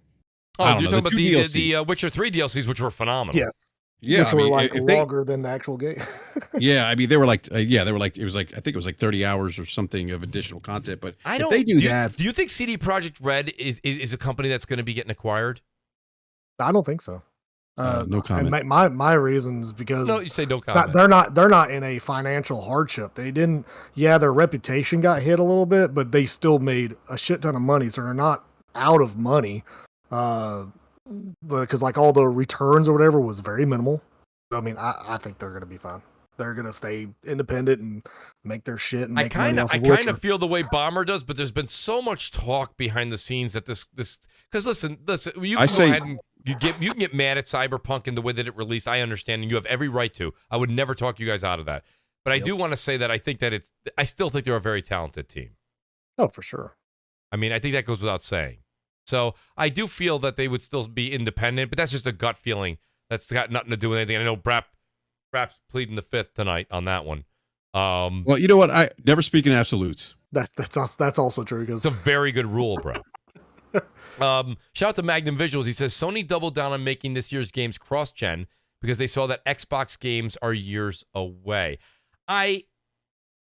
So Magnum, that's something that I would have said years ago, but the only reason I don't agree with that right now is just because, in my personal opinion, when they decide to do something that's going to be, a cross-gen game, that's decided ages ago. years. Yeah. Yeah. That's years ago. That's years ago because, shout out, by the way, I want to say shout out, and prayers are still out there with Optimus Code.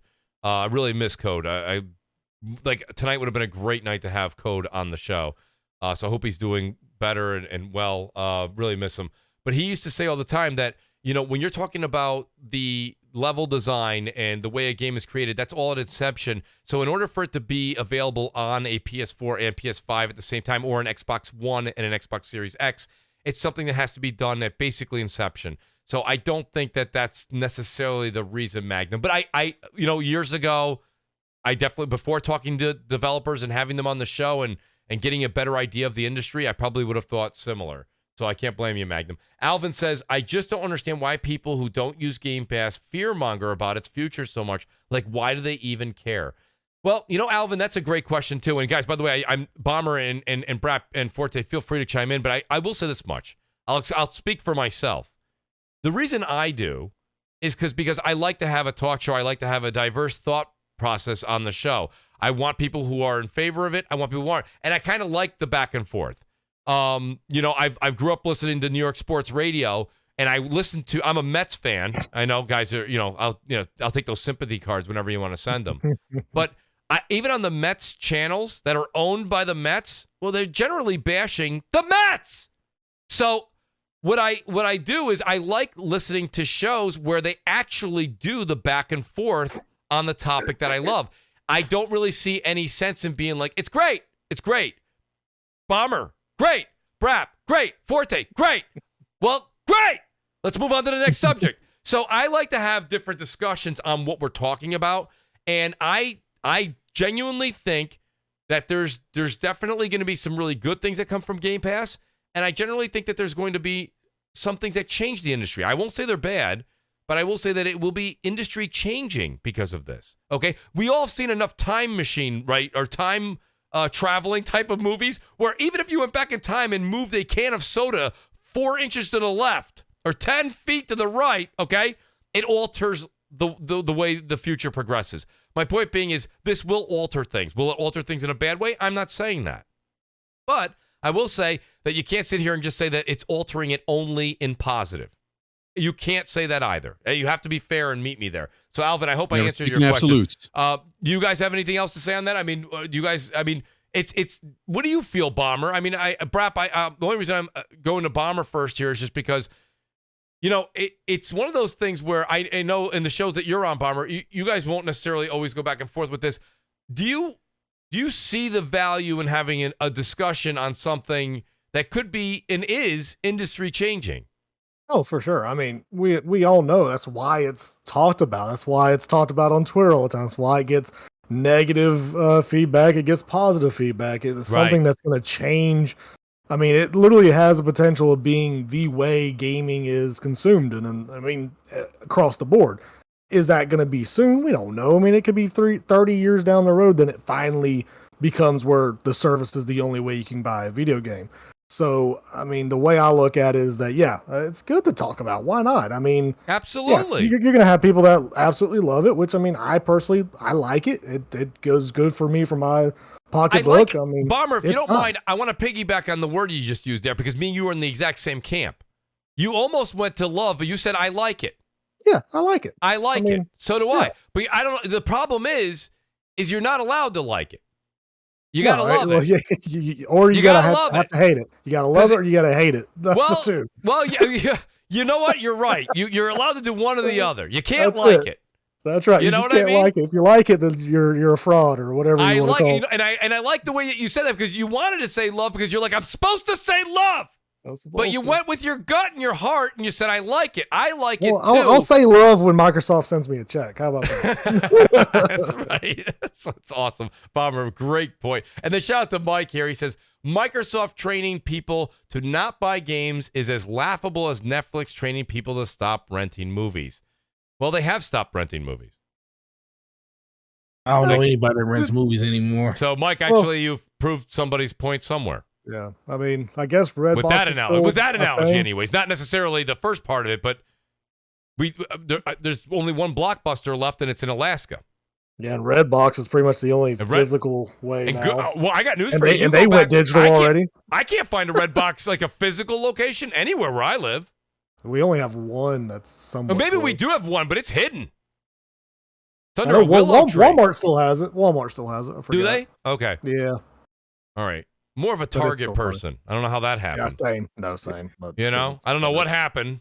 Hey, look, the wives make those choices, Bomber, okay? That's a true statement, too. Right? But Forte knows. Yeah, that's true. You know what I mean? But by the way, Forte, outstanding Valentine's Day post. Forte, if you're not following Forte on Twitter, that's just a loss. It's a loss for you. You got to follow the great game. It's gaming_Forte, by the way, guys. Go check him out on Twitter. Thanks to Forte and Bomber for sticking with me for these post super chats. And thanks to all of you guys. 229 still staying here. We're almost at the 3-hour mark. Guys, it really means a lot to me. Please do me a favor. Mike comes back. He goes, Mooch, that's not training. He goes, that's recognizing where industry is headed. Mike, I agree with you. The industry may be going that way. But in the fact that we are going that way, we need to have open discussion on whether or not it's the right way and if it does lead to all positives or maybe not so many. That's a question, Mike, and I think that's a fair question.